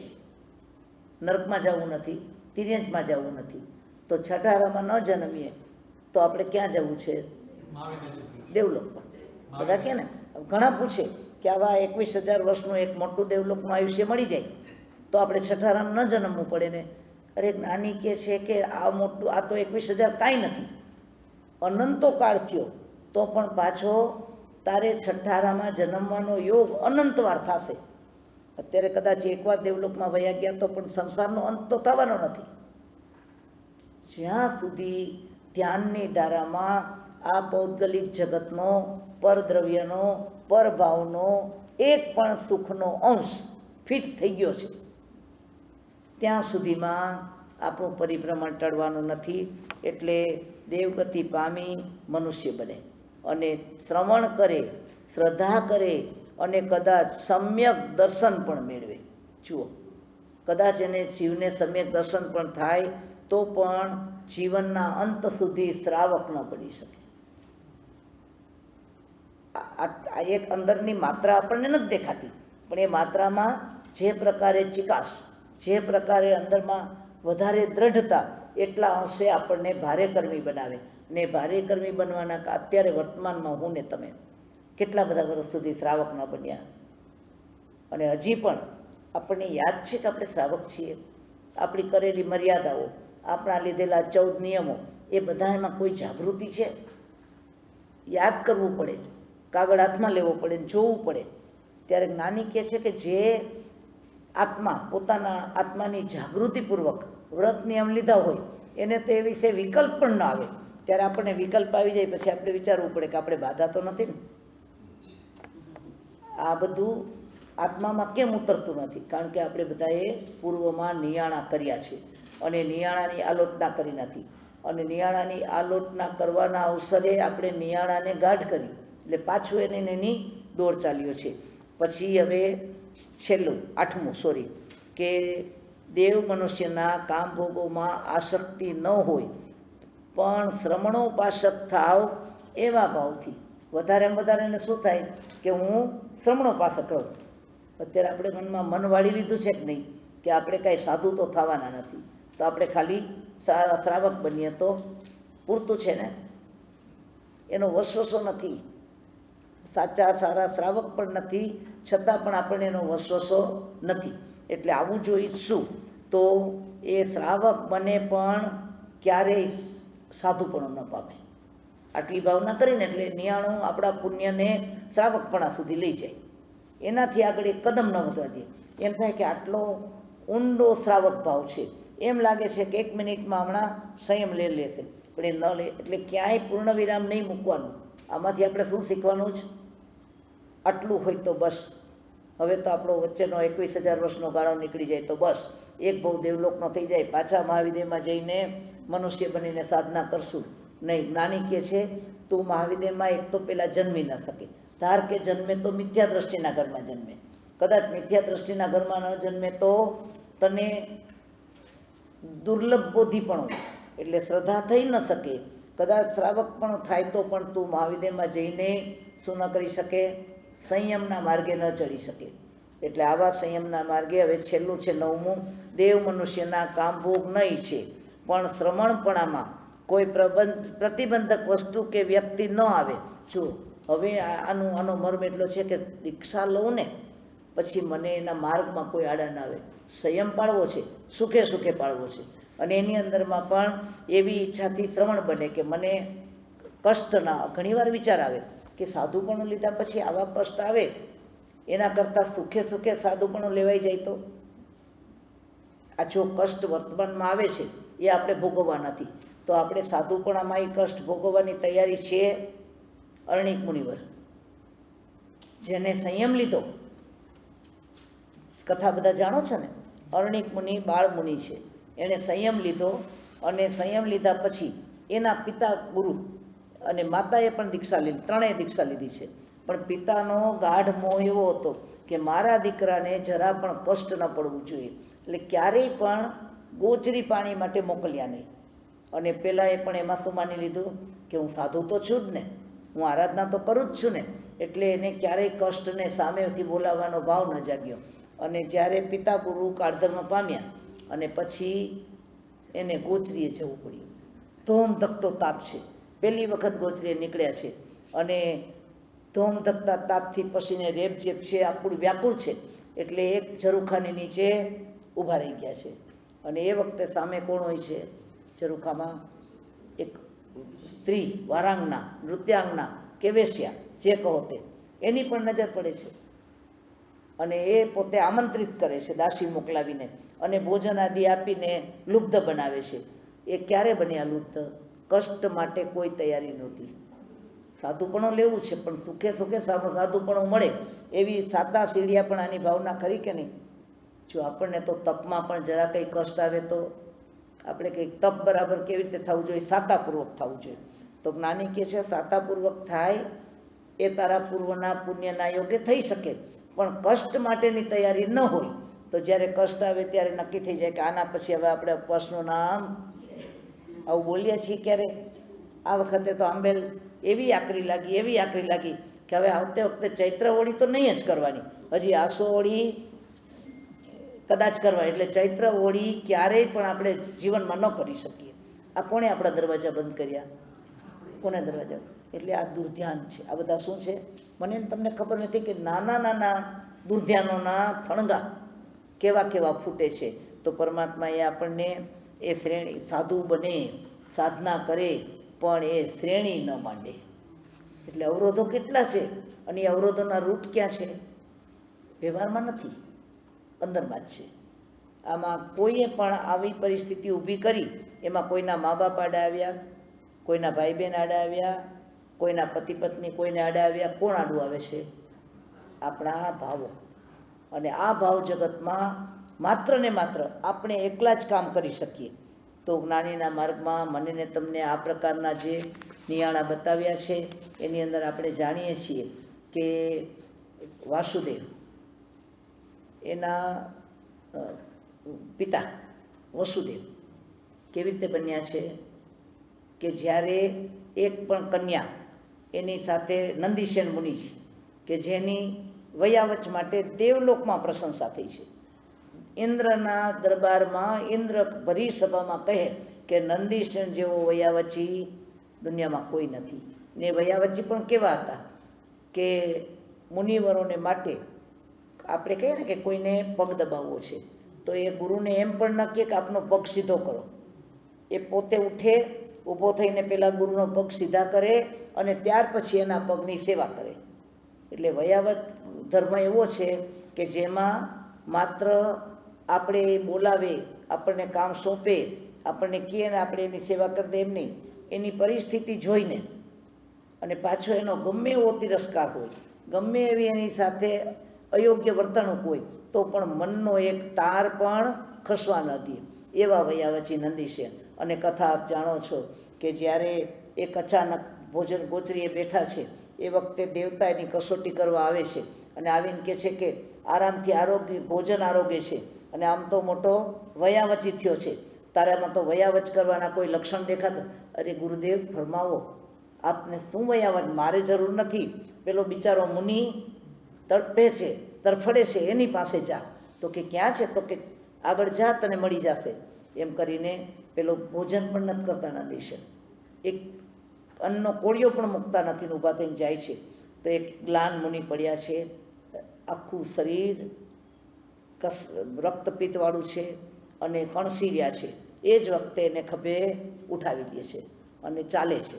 ચાલતા ચાલતા જરાક પણ ઉબડખાબડ જગા આવે તો પેલા શું કરે છે? એના પર પ્રહાર કરે છે અને જરા પણ એને ઇમ્બેલેન્સ થાય તો એને માર્યા પછી પણ અપશબ્દો બોલે છે, ગાળો બોલે છે અને વૈકરી શક્તિ વડે વોમિટિંગ કરે છે. એના ઉપર તીવ્ર દુર્ગંધવાળી કે જેને આ બાજુમાંથી પણ કોઈ પસાર થાય તો એનું માથું ફાટી જાય એવી વોમિટિંગ કરે છે. તો પણ નંદીશેણજી એના મનનો એક તાર હલતો નથી. વયાવચ મારો ધર્મ છે, વયાવચ મારો સ્વભાવ છે, આવી વયાવચ કરે છે. આટલી વયાવચ કરીને દેવતાઓમાં પણ પરિસભાની અંદર જેનું સન્માન થાય એવી સિદ્ધિ પ્રાપ્ત કરી છે. અને અંતકાળે જ્યારે સંથારો કરે છે તપ કરીને, પછી તો દેવ પોતાનું સ્વરૂપ બદલીને એને કહે પણ છે કે અમે તારી કસોટી કરવા આવ્યા હતા. અને એ સંથારામાં એક તાર ચાલુ હતો. જ્યારે નંદીશેણ સંયમના માર્ગે ગયા ને ત્યારે એને એક પણ કન્યાએ પસંદ નહોતા કર્યા, એક પણ સ્ત્રી એને પસંદ, એના આગલા પૂર્વભવના પાપ કર્મનો એવો ઉદય હતો કે એના સ્પર્શને, એની સાનિધ્યને એ કોઈ ઝંખે નહીં. એટલે અંદરમાં એક ઊંડે ઊંડે તાર બેસી ગયો તો મને કોઈ પસંદ કરતું નથી, મને કોઈ પસંદ. જો એની ઉપર એને કેટલું કામ કર્યું, આટલો ગુણ કેળવ્યો, આટલું તપ કર્યું, આટલો ત્યાગ કર્યો, આટલી વયાવચ કરી તો પણ પેલો તાર અખંડ રહ્યો.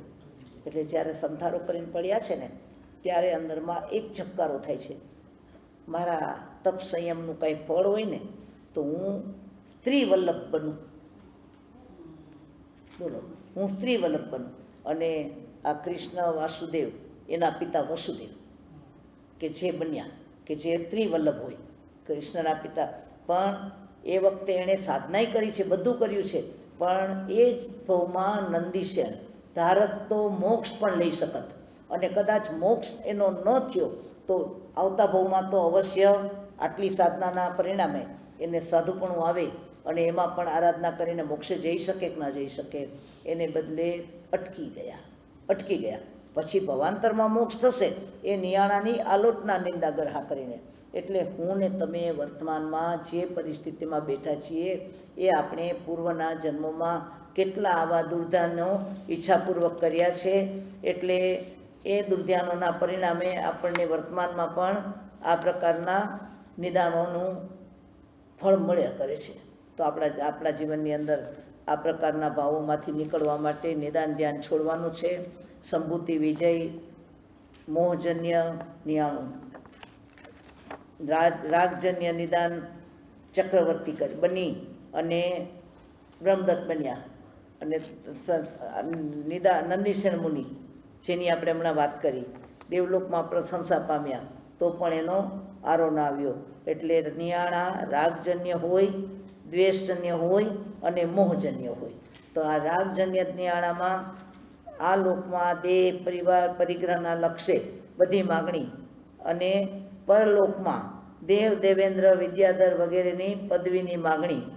એટલે એવા ચક્રવર્તી વાસુદેવ કે પ્રતિવાસુદેવ આ બધા કોના કારણે મળ્યા? રાગજન્ય નિયાણાના કારણે. અને દ્વેષજન્ય નિયાણો કે જેની અંદર અમુકનો મારનારો બનવું, અમુકને હરાવનારો બનવું, અમુકને માટે હું હંમેશને માટે અધિપત્ય કરનારો બનું. આ કોણે કર્યું હતું? ભગવાન મહાવીરે. દ્વેષજન્ય નિયાણું કોણે કર્યું હતું? શ્રીકૃષ્ણના ભવમાં. હવે એમાંથી છૂટે? એ કોઈ પણ હિસાબે છૂટે નહીં. પરિણામ ક્યાં ગયા? આટલા તપ સંયમથી એ જ ભવમાં એ કેવળ લઈ શકે, એને બદલે વાસુદેવ બનીને નરકમાં ગયા અને મોહજન્ય. તો જૈન ધર્મના શ્રેષ્ઠ તપ જપ ચારિત્ર જ ઉત્કૃષ્ટ ગ્રૈવકના સુખ પાવે. એટલે હવે હું એ ધર્મ પામું. જો આ કેટલું સૂક્ષ્મ છે. રાગજન્ય અને દ્વેષજન્યમાં તો આપણે સમજ્યા કે રાગજન્યમાં એને પોતે શું શું જોઈએ છીએ અને દ્વેષમાં હું બીજાને મારનારો બનું. પણ આ ત્રીજું બતાવ્યું મોહજન્ય. મોહજન્ય નિદાન એવું છે કે જૈન ધર્મ સિવાય નવગ્રૈવેકમાં જવાય નહીં. અને દેવલોકમાં ઊંચામાં ઊંચા દેવલોક કોણ? નવગ્રૈવેક. એટલે કેટલા બધા સાધુતા પાડે. અને સાધુ કેવી રીતે બને કે જો મને ઉત્કૃષ્ટમાં ઉત્કૃષ્ટ દેવલોક મળે. એટલે મારી સાધુતા મને મોક્ષમાં લઈ જાય એટલા માટે નહીં, પણ જૈન ધર્મનું સાધુપણું લીધા વિના ક્યારેય પણ નવગ્રૈવેક મળતું નથી. એટલે મને જો આ જૈન ધર્મ મળે ને તો હું નવગ્રૈવેકમાં જઈ શકું. આજે આપણે વ્યાપારમાં અમુક કલાક બેસો તો અમુક કલાક આટલું હાર્ડવર્ક કરે તેના બદલામાં આ મળે.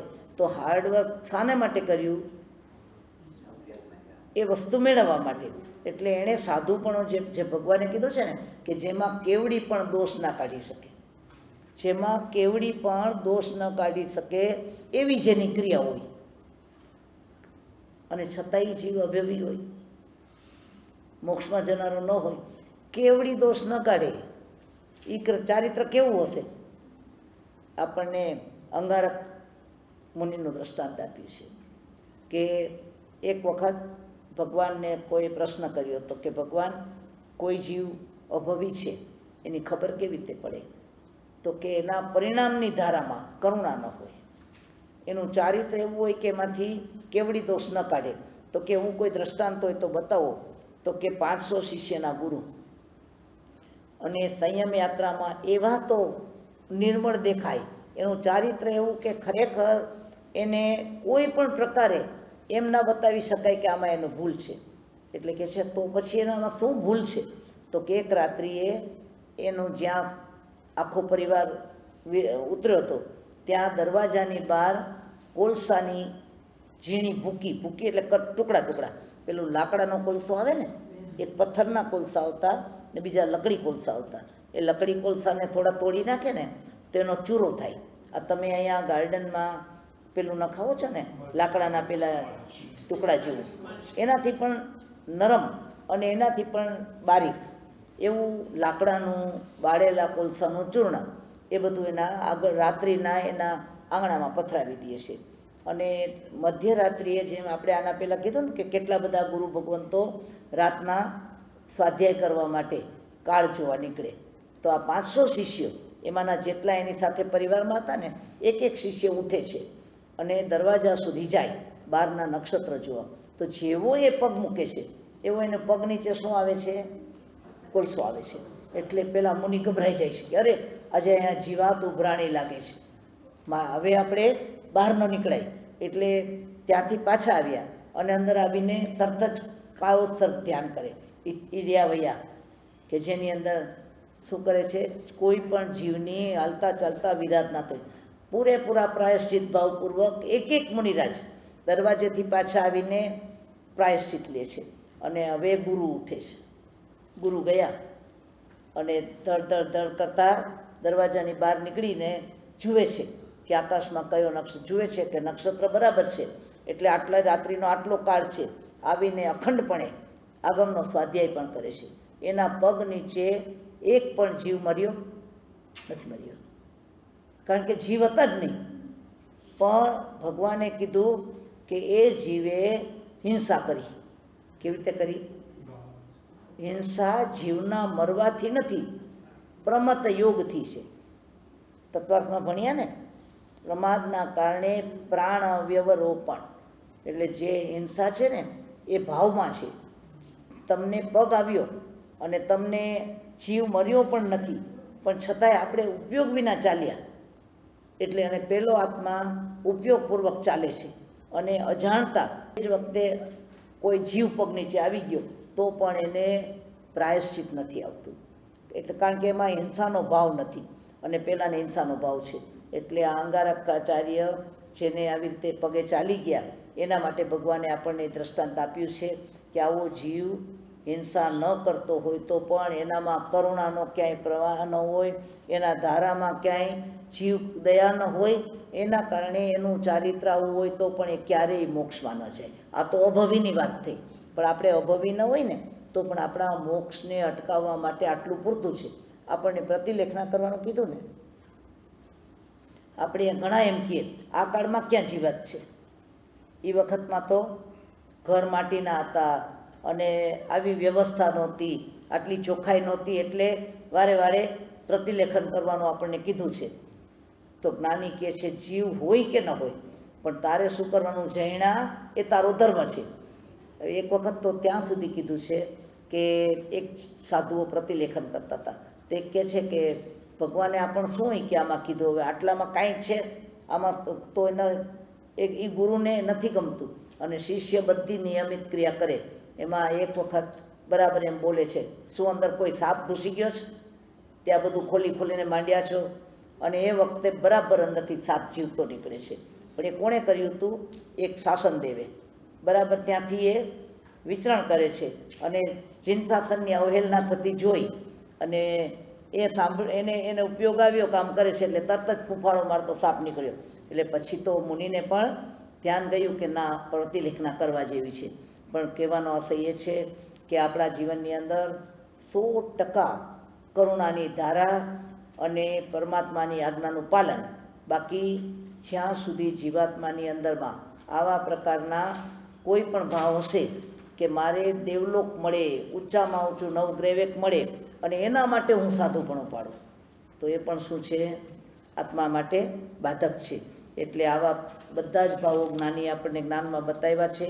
તો સંગ ધ્યાન, સ્નેહ ધ્યાન, અને આ સ્નેહનું ધ્યાન કેટલું ખતરનાક છે એના દાખલાઓ તો આપણને એટલા બધા બતાવ્યા છે કે જેની અંદર સુકોસલ મુનિ, એની માતા, જેણે પતિના સંગ માટે, પતિએ દીક્ષા લઈ લીધી, સંયમ લઈ લીધો, એના કારણે આકુળ વ્યાકુળ બની અને એના સંગ વિના જીવી ન શકી એટલે એણે આપઘાત કર્યો. પણ આપઘાત કરવા માટે બીજું નિમિત્ત શું બન્યું, મુખ્ય નિમિત્ત તો પતિ કરતાં પુત્ર બન્યું. મિચ્છામી દુક્કડમ કે પતિ નીકળી ગયા એટલે આસક્ત કોમાં બની, પોતાના પુત્રમાં. હવે પુત્રને પણ યોગાનું યોગ પિતા મુનિનો ભેટો થયો અને પુત્ર પણ સંયમના માર્ગે ગયો અને એ સંયમના માર્ગે ગયા એટલે રાણી પતિના અને પુત્રના વિરહમાં ઝરૂખામાંથી કૂદીને આત્મહત્યા કરે અને આત્મહત્યા કરીને સિંહણ બની. વિચારજો કોણ છે, એક પતિની અને પુત્રની અગાઢ આસક્તિવાળી સ્ત્રી જે મરીને સીધી સિંહણ બની ગઈ અને પિતા પુત્ર બંને તો સાધુ બનીને વિચરે છે અને એ સાધુના ભાવમાં વિચરતા વિચરતા જ્યાં સિંહણ પાસેથી પસાર થાય, સિંહણના મનમાં તંતુ ક્યારથી આવ્યો, ગાઢ આસક્તિ અને ગાઢ મોહ. એ તંતુ છેદાતો નથી પણ એનું રૂપ કેવું પરિવર્તન પામે છે, કેવું વિકૃત બને છે. એ આસક્તિને કારણે સિંહણ બનેલી સ્ત્રી જ્યારે પણ એ પુત્ર, જે પુત્રના મોહ માટે, જે પતિના મોહ માટે એણે પ્રાણ દઈ દીધો હતો, એને પણ નિમિત્ત બન્યું હતું કે આને કારણે હું દુઃખી છું. શું માન્યું, આજે મારું વર્તમાન દુઃખ મારા પતિએ મને તજી, મારા પુત્રએ મને છેહ આપીને સંયમ લીધો, એટલે એને હતી ગાઢ આસક્તિ પણ અંદરમાં એના તરફ ધિકાર પણ જાગ્યો. મને તમને ખબર છે આપણે કેવા પાસામાં ઘેરાઈ ગયા છે, એક બાજુથી આકર્ષણ ખેંચે ને બીજી બાજુથી એ આકર્ષણ પૂર્તિ ન થાય તો ધિકાર ભાવ આવે. એટલે સિંહણ બનીને શું કર્યું, એણે પોતાના જ પુત્રનું ભક્ષણ કર્યું, રાજકુમારનું. અને ભક્ષણ કરતાં કરતાં ગુરુના કૃપાના બળે એને જાતિ સ્મરણ થયું અને એણે ભાવધારાને શું કરી, આલોચના કરી. પણ પશુના ભવમાં, તિર્યંતના ભવમાં મનુષ્ય જેવી આત્યંતિક આલોચના થતી નથી અને બધી સિંહણને ગુરુ આવે અને જાતિ સ્મરણ થતું નથી. એટલે આવી ભાવધારામાં આગળ વધારનારા એવા આપણા બધા જ દુર્ધ્યાનો આપણે આ ભાવની અંદર ઓસરાવવા છે. અને સાથે સાથે આપણે જે વિચારણા ચાલી હતી એની અંદરમાં 2-3 શબ્દ હતા. તમે બધા આનો અભ્યાસ કરજો. અને આમાં 2-3 શબ્દો એવા છે કે જેમાં તમને કદાચ વિચાર કરવામાં આવે. એક તો આપ્યું છે પથી ધ્યાન. પથી એટલે માર્ગ, એટલે માર્ગનું પણ દુર્ધ્યાન હોઈ શકે. હોઈ શકે ભાઈ, કેવી રીતે? આપણે આ 20મું છે પથી. પથી હવે માર્ગ ધ્યાન એટલે આપણે જુઓ, વિચાર કરજો, આપણે બધાને રોજ પ્રવાસ કરવાનો છે ને, રોજ નીકળવાનું છે. એ નીકળવાનો ટાઈમ નક્કી છે. એરપોર્ટ જવાનું હોય કે ગમે ત્યાં જવાનું હોય, ત્યારે આપણા એરપોર્ટ જવાનો ટાઈમ કદાચ તમને 20, 25, 30, 35, 40 મિનિટ હોઈ શકે. પણ એનું ધ્યાન ક્યાંથી શરૂ થઈ જાય? કેટલા કલાક? મનમાં હજી તો ટિકિટ આવી અને પછી ધ્યાન શરૂ થઈ ગયું. ફ્લાઇટ ટાઈમસર હશે કે નહીં, આમ થશે કે નહીં, આમ થશે કે નહીં. વિચારો તો ખરા કે આપણા જીવનની અંદર આ બધી જે વસ્તુની સાથે આપણે સીધું કનેક્શન નથી ત્યારે તો એ જ વસ્તુ આપણા મગજની અંદર ચાલે છે. એટલે આપણા જીવનના મનુષ્ય ભવના કેટલા સમયો આ દુર્ધ્યાનને પોષણ આપવામાં ચાલ્યા જાય છે. અને વિષમ માર્ગ એટલે રસ્તો આપણને, પ્રવાસ આપણો વિષમ બને. ક્યાંક એક્સિડન્ટ થયો, કાંઈ કશું થયું એટલે આપણા મનની અંદર રસ્તામાં આમ તો નહીં થાય ને, ટાઈમસર હશે ને, આ થશે ને. હવે આ બધી પરિસ્થિતિને વિચારવાની મને કે તમને જરૂર લાગે છે. અને એ વિચારણા પણ કેટલી કે જ્યાં સુધી એનો અંત ન આવે ત્યાં સુધી આપણે એ વિચારમાં ચાલ્યા જાય છીએ. અને નિદ્રા ધ્યાન, આ નિદ્રા ધ્યાન માટે શું કહેવું, આપણે બધા પ્રચલા કેટલાક તો બેઠા બેઠા ઊંઘે, કેટલાક ચાલતા ચાલતા. અને છેલ્લી નિદ્રા તો કીધી થીણતી, જે અનિષ્ટ કરનારી છે, નર્કમાં લઈ જનારી છે. પણ વર્તમાન કાળમાં નિદ્રાનું પોષણ કરનારા આપણે નિદ્રા લાવવાની દવાઓ ખાઈએ છીએ. શું કરીએ છીએ? ઊંઘ ના આવે, બધાની ફરિયાદ, અમને શું નથી આવતું? ઊંઘ નથી આવતી.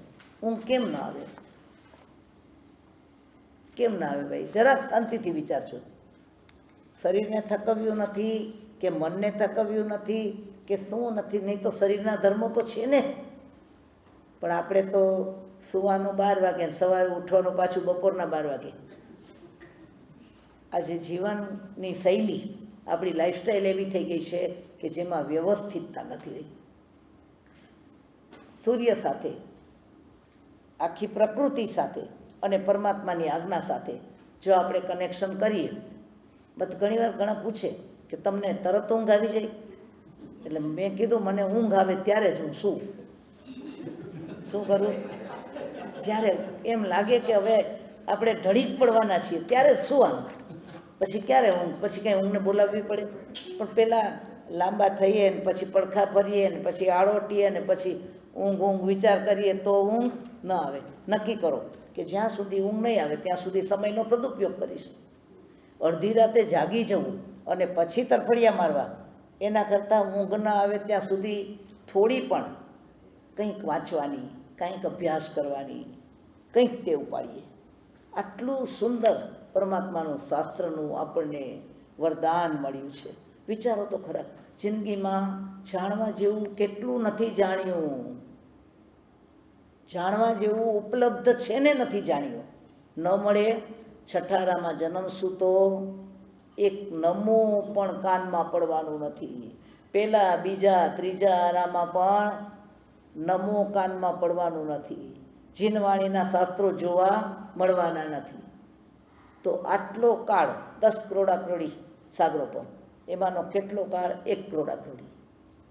ને એમાં પણ આપણો તો કઠિન કાળ. અને છતાં પણ નાની કહે છે કે આવું વરદાન પરમાત્માનું આખું વસિયતનામું એણે કોના નામે કર્યું છે ખબર છે? પરમાત્માનું વસિયતનામું કોના નામે છે? પરમાત્મા જે મિલકત છોડીને ગયા છે, જે મૂડી છોડીને ગયા છે, એનો અધિકાર એણે જેટલો સાધુને આપ્યો એટલો શ્રાવકને આપ્યો છે. મને તમને આપ્યો છે કે નહીં? તો શા માટે વારસો નથી ભોગવતા? અને પછી રાતના નિદ્રા ધ્યાન કરીએ છીએ. જ્ઞાની કહે છે કે આ નિદ્રા એ દર્શનાવર્ણીય કર્મનો ઉદય છે, એનું ધ્યાન ન કરવાનું હોય, એની ઝંખના ન કરવાની હોય, એની માગણી ન કરવાની હોય, બીજા બધા કર્મો આપણે તોડવાનો પ્રયત્ન કરીએ ને આ નિદ્રાના દર્શનાવર્ણીયને શું કરીએ છીએ? બોલાવવાનો. હવે આપણી બુદ્ધિને શું કહેવું આપણી બુદ્ધિને? તો એને અફસોસ નહીં કરવાનો. કહેવાનું શું છે? નિદ્રાને લાવવાનો પ્રયત્ન ન કરાય, આવી જ જાય એની મેળાએ, એમાંથી છૂટવાનો પ્રયત્ન કરવાનો છે. ભગવાને આસનો બદલ્યા. શું કામ બદલ્યા આટલા આસન? એને જાગૃત રહેવું હતું, એને અપ્રમત યોગ સાધવો હતો, એને જે વિચારધારા એમાંથી જે રહસ્યો પામવા હતા એમાં નિદ્રા એને બાધક લાગતી હતી. આટલું આયુષ્ય, પરમાત્માનું આયુષ્ય સૌથી ઓછું હતું બીજા તીર્થંકરોની અપેક્ષાએ, એમાં એને કેટલા રહસ્યો પામવા હતા. તો મારા ને તમારા આયુષ્યની તો કોઈ ગેરંટી નથી. અને જ્યારે શરીરમાં એવી વેદનાઓ આવી જાય, પીડાઓ આવી જાય, ત્યારે મોર્ફિન આપી આપીને બેહોશીમાં કેટલા દિવસો પૂરા કરવા પડે છે. એટલે આ નિદ્રા ધ્યાન છોડવાનું છે. નિદાન ધ્યાનની આપણે વાત કરી. સ્નેહ ધ્યાન, કામ ધ્યાન, કુમાર નંદી ઢોલકું ગળામાંથી કાઢવાનો બહુ છે. ઢોલક પહેરવાનો કે વગાડવાનો બહુ છે કે ઉતારવાનો બહુ છે? આ હાસા પ્રહાસાના સપનાઓ જોવાનો બહુ નથી. તો બે અપમાનનું ધ્યાન. બોલો શું કીધું ભાઈ? અપમાનનું ધ્યાન. અપમાનનું ધ્યાન હોય એક કે એકના હૃદયમાં ચાલે છે ભાઈ. ખરેખર તો આપણે માનને લાયક છીએ કે નહીં, અને છતાં પણ આપણે અપમાનને ગણીને બેઠા છીએ. જ્ઞાની કહે છે કે એવું તું તારું જીવન બનાવ કે કોણે પ્રશંસા કરવી પડે. સૌધર્મેન્દ્ર એને ત્યાં પ્રચારની ચિઠ્ઠી મોકલવી પડી કે ભરત ક્ષેત્રના ન્યૂજર્સીના આ શ્રાવક આટલા કાર્યો કરે છે. એ સૌધર્મેન્દ્રને આપણે કંઈ અહીંથી પેપર મોકલવું પડે? એના અવધિ જ્ઞાનમાં દેખાય કે આપણે કોણ છીએ. એટલે એ પ્રશંસા માટે પણ નથી કરવું, પણ અપમાન ક્યારેય પણ અપમાન ગણવા જેવું નથી. જો માન મળશે ને તો મદ આવશે. અને જ્ઞાની કહે છે કે આવા માનને કારણે માન કસાઈનું પોષણ કરીને પછીના જે ભવો મળે એની અંદર કિલ વિષક પણ થવાનો વારો આવી જાય છે. કલહ ધ્યાન. કલહ કરવા માટે પાત્ર જોઈએ. આપણે કોઈની સાથે કલહ કંકાસ કરવો હોય તો પણ કલહનું ધ્યાન કરવું હોય તો વિચાર કરજો. જેની સાથે અણબનાવ છે, જેની સાથે અણગમો છે, મનમાં ગોઠવી રાખતે કે આ વખતે મળે ને ત્યારે તો આ બધું સંભળાવી દેવું છે. તેથી એણે શું શું કર્યું હતું એ હું બોલી જ નથી. શું લક્ષ્મીબેન, શું કરવું છે હવે? Let go. જુઓ, જીવન છે, વ્યવહાર છે. કંઈકની સાથે અણગમા, મંદુક થાય નહીં, કર્યા હોય. થાય શબ્દ નહીં વાપરતા કે થાય, કર્યા છે. ને હવે એનું પાછું ધ્યાન કરીએ છીએ કે હજી તો બરાબર તેથી હજી મેં ગમ ખાધો છે, હજી મેં સંયમ કર્યો છે. હવે તો એક વખત આ કલહ ધ્યાન જુઓ. ક્યાં સુધી કલહ તો કેટલી વાર ચાલે? સામે પાત્ર હોય અને આપણી સ્ટેમિના હોય તો, પણ કલહનું ધ્યાન ક્યાં સુધી ચાલે? ધારો તો જાવજીવ અને ધારો તો પવો પવ. કલહ ધ્યાન છોડવાનું છે. યુદ્ધ ધ્યાન, આ ખતરનાક ધ્યાન છે. આપણે યુદ્ધ તો કરતા નથી પણ યુદ્ધ ધ્યાન જરૂર કરીએ છીએ. ક્યાંય પણ વોર ચાલે, કાંઈ પણ થાય તો આપણે એકના પલ્લામાં બેસી જઈએ છીએ. હમણાં મેચ ચાલતી હતી, ઘરમાં બેઠા બેઠા બધા શું બોલતા હતા? કોણ જીતવું જોઈએ? કોણ જીતવું જોઈએ? પાકિસ્તાન. અરે ભાઈ, રણમોર્ચા નહોતું લડવાનું, મેદાનમાં બોલથી રમતા હતા અને આપણે કેવડું મોટું યુદ્ધ કરી નાખ્યું. આમાં શું આવે છે આપણા હાથમાં? નાની કહે છે યુદ્ધ ધ્યાનમાં મરતા મરતા જેને યુદ્ધમાં ગયા ને ભાઈ, એ યુદ્ધમાં કોઈનું એકનું મસ્તક કાપીને ચેડા મહારાજાના યુદ્ધમાં 2-3 જીવ જે બતાવ્યા એ છોડીને ચેડા મહારાજાની આટલા કરોડમાંથી એમાંથી લાખો તો એક માછલીના પેટમાં 10,000 ઈંડા મૂકે એક માછલી ગયા. એટલે નર્ક અને તિર્યંશમાં, મહદ અંશે બધા નર્કમાં, એમાંથી થોડા હતા એ તિર્યંશમાં. કારણ કે એનું ધ્યાન શેમાં હતું મરતી વખતે? એ મરતી વખતે તીર નહોતો ચલાવતો, તલવાર નહોતો ફેંકતો, પણ યુદ્ધનું ધ્યાન હતું. યુદ્ધનું ધ્યાન હતું ને પ્રસન્નચંદ્ર રાજર્ષિ તો એનું પ્રત્યક્ષ દ્રષ્ટાંત છે. એટલે નિયુદ્ધ ધ્યાન એટલે ડિરેક્ટ શસ્ત્રનું યુદ્ધ નહીં, પણ આપણે જે ત્રાટક કરો, હાથ નમાવો, આ બધા જે યુદ્ધ છે ને એમાં યુદ્ધમાં સામા વ્યક્તિને, સામા જીવને મારી નાખવાની વૃત્તિ છે. શું છે? એનો નાશ કરવાની. જ્યારે નિયુદ્ધમાં મારી નથી નાખવું પણ હરાવવું તો છે. મુષ્ટિ યુદ્ધ ભરત અને બાહુબલીએ કર્યા હતા ને, એ બધા આપણા મનમાં ક્યાંય પણ ઇલેક્શન આવતી હોય, બે પાર્ટ પડી જાય, એમાંથી ઊભા હોય, પછી એક સંઘની ઇલેક્શન હોય તોય ભલે, સમાજની હોય તોય ભલે ને દેશની હોય તોય ભલે, પણ એ વખતે આપણે એને હરાવવાનો ભાવ તો રાખીએ જ કે નથી રાખતા. તો એ નિયુદ્ધ ધ્યાન છે. સંઘ ધ્યાન આપણે કીધું, સંગ્રહ ધ્યાન એ આપણે જાણીએ છીએ કે આજ સુધીમાં આ ધ્યાન આપણું ક્યારેય છૂટ્યું નથી. આ સંગ્રહ ધ્યાન એ પરિગ્રહ ધ્યાનના જ કક્ષાનું છે. વ્યવહાર ધ્યાન એટલે જે બધા કોર્ટ કેસ ચાલે છે અને જે બધી વ્યવહારિક જેમાં ગોઠવણો થાય છે એની માટે આપણે વિચારણા કર્યા કરીએ. જ્યારે કોઈને પણ કોર્ટ કેસ ચાલતો હોય કે કાંઈ હોય તો એ કેસની તારીખ પડે એ પહેલાંથી આ જ મિનિટથી શું થતું જાય, એનું ધ્યાન ચાલુ થઈ જાય. હવે આર્ગ્યુમેન્ટ ત્યારે કરવાની છે, જે કાંઈ ચુકાદો આવશે ત્યારે આવવાનો છે, પણ મનની અંદરનો કબજો એટલે સતત ને સતત અંદરમાં આપણે ગૂંચવાયેલા રહીએ છીએ. ક્રય વિક્રય એટલે વ્યવહાર, વ્યાપાર ગલ્લા ઉપર ઓછો થાય છે ને મનમાં વધારે થાય છે. એટલે જો વ્યાપારીને અનર્થાદંડે દંડાવવાનું ખૂબ બને, એ ત્યાં બિઝનેસ બંધ કરીને આવે પણ મનની અંદર બિઝનેસ ચાલુ હોય કે ના હોય, અનર્થાદંડ એના ઉપર તો 1 વર્ષ બોલે ને તોય ગુરુ ભગવંત કહે છે કે ઓછું પડે. કે જેની અંદર અવજાણાચર્યમ પહેલો શબ્દ મૂક્યો, અપધ્યાન, પમાયાચર્યમ પ્રમાદ, હંસપયાણમ હિંસાના પ્રયોગ, અવજાણાચર્યમ પમાયાચર્યમ હંસપયાણમ પાવકમો એ ઉપદેશ. આજે તમે બધા એકી અવાજે કહેશો કે આપણે કોઈ પાપ કર્મનો ઉપદેશ આપતા નથી, પણ જ્ઞાની કહે છે કે આપણે માત્ર પાપને દ્રવ્ય હિંસામાં માન્યું છે. પણ પાપ કેટલા છે? 18 છે ને. એમાં પૈશુન્ય, ચાળી છુગલી, પર પરિવાર, નિંદા, આ બધું આવી જાય કે ના આવી જાય? તો આપણે આની અંદરમાં જીવીએ છીએ કે નથી જીવતા? તો આ બધું શું છે? કોઈ પણ વ્યક્તિ આવીને આપણી આગળ દુઃખ રોવે કે મને આ દુઃખ છે કે આ છે, તરત જ આપણે કંઈક હવે સહજ થઈ ગયો, હવે આનાથી વધારે જાતું ન કરાય. તો આ કયું ધ્યાન કહેવાય? આપણે પરમાત્માની આજ્ઞાની વિરુદ્ધનું એની અંદરમાં વાત કરી દીધી છે.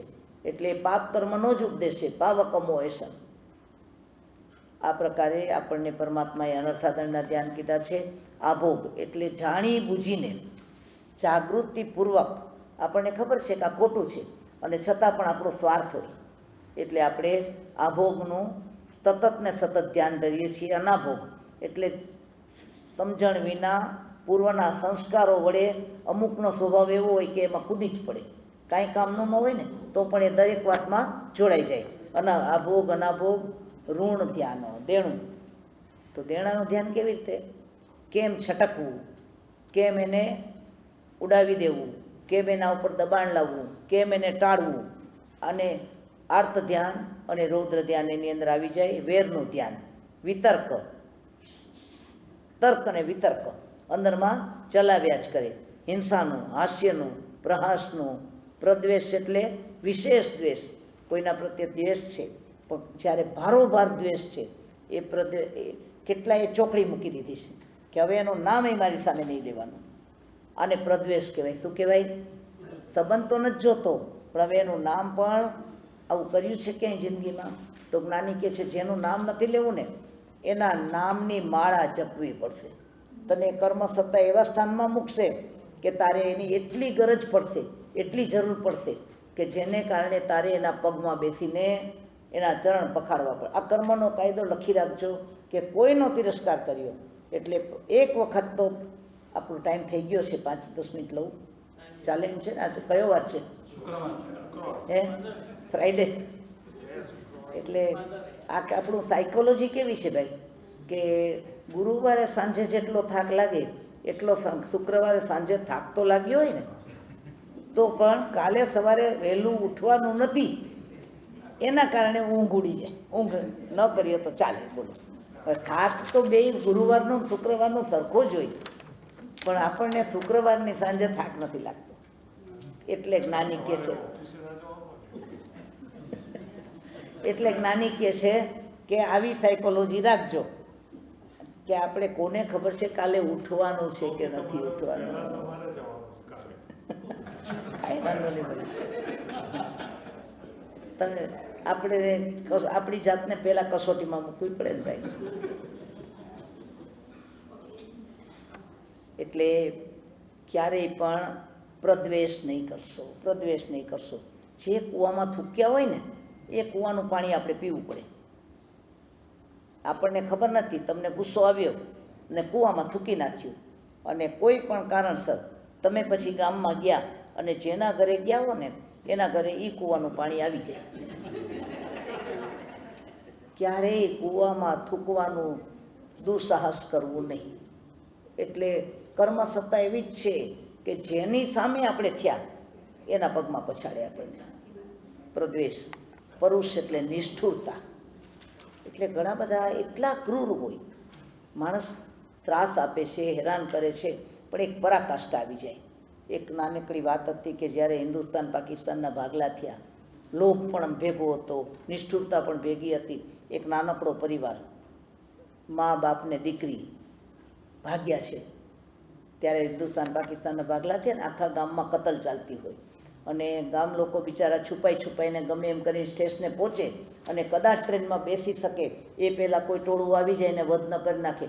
પિતાની પાસે એક નાનકડી બેગ છે, એમાં ઘરમાંથી પૈસાને ઘરેણું બધે લઈ લીધું છે. હવે છુપાતા યુવાન દીકરી 16-17 વર્ષની મા અને ફાધર એ ટ્રેન સ્ટેશનમાં આવે છે ને ટ્રેન ઉપડી ગઈ છે. ટ્રેનનો ટાઈમ નીકળી ગયો, જરા 5 મિનિટ મોડા પડ્યા. હવે બીજી ટ્રેન તો કાલ આવે, બીજે દિવસે. એવું નાનું ગામ છે. એટલે મૂંઝાય છે કે હવે આમાં આખી રાત સ્ટેશનમાં ગાળીએ અને બહારથી ટોળું આવી ગયું તો કતલ કરી નાખશે. એટલે એક ગુડ્સ ટ્રેન આવે છે, એના ડ્રાઈવરને પૂછે છે કે અમારે બીજે ગામ જવું છે, અમને આમાં લઈ જાને. તો પેલો એને હા પાડે છે, પણ એને હા પાડીને ત્યારે એની નજર પેલા માણસના હાથમાં બેગ હતી એના ઉપર હતી. એટલે એણે એને બેસાડ્યા, અને બેસાડ્યા પછી એની સાથે થોડી વાતો કરીને જાણી લીધું કે ગામ છોડીને નીકળો છે, એટલે જરૂર આ બેગમાં એની પાસેથી જ માહિતી એને મળી ગઈ છે. એટલે ગુડ્સ ટ્રેન તો બધે સ્ટેશને થોપવાની નહોતી, એટલે ઘણી આગળ નીકળે છે, અને પછી એક સ્ટેશન આવે. આ લોકો ભૂખ્યા તરસ્યા ઘરેથી આવ્યા છે. એનો ફાધર એને કહે છે કે ભાઈ હું કંઈક થોડુંક ખાવાની જોગવાઈ થાય તો આજુબાજુમાંથી કંઈક કરું. એટલે પેલો એને કહે છે કે બહાર નીકળો, થોડી વારમાં જરાક આગળ જાશો ને ત્યાં તમને ખાવાની દુકાન મળી જશે. અને પેલાને મોકલી દે છે, અને પછી પોતે ટ્રેન ઉપાડી મૂકે છે. ટ્રેન ઉપાડે છે એટલે પેલો ફાધર નથી, હવે મા દીકરી બે છે. મા દીકરી તો રાહ જોયા કરે છે કે એ આવું ભયાનક વાતાવરણ એમાં તો એને આશ્વાસન આપે છે કે તમને કાંઈ વાંધો નહીં આવે, તમે બે બેસી જાઓ. અને માતાને અને પુત્રીને બેસાડે છે.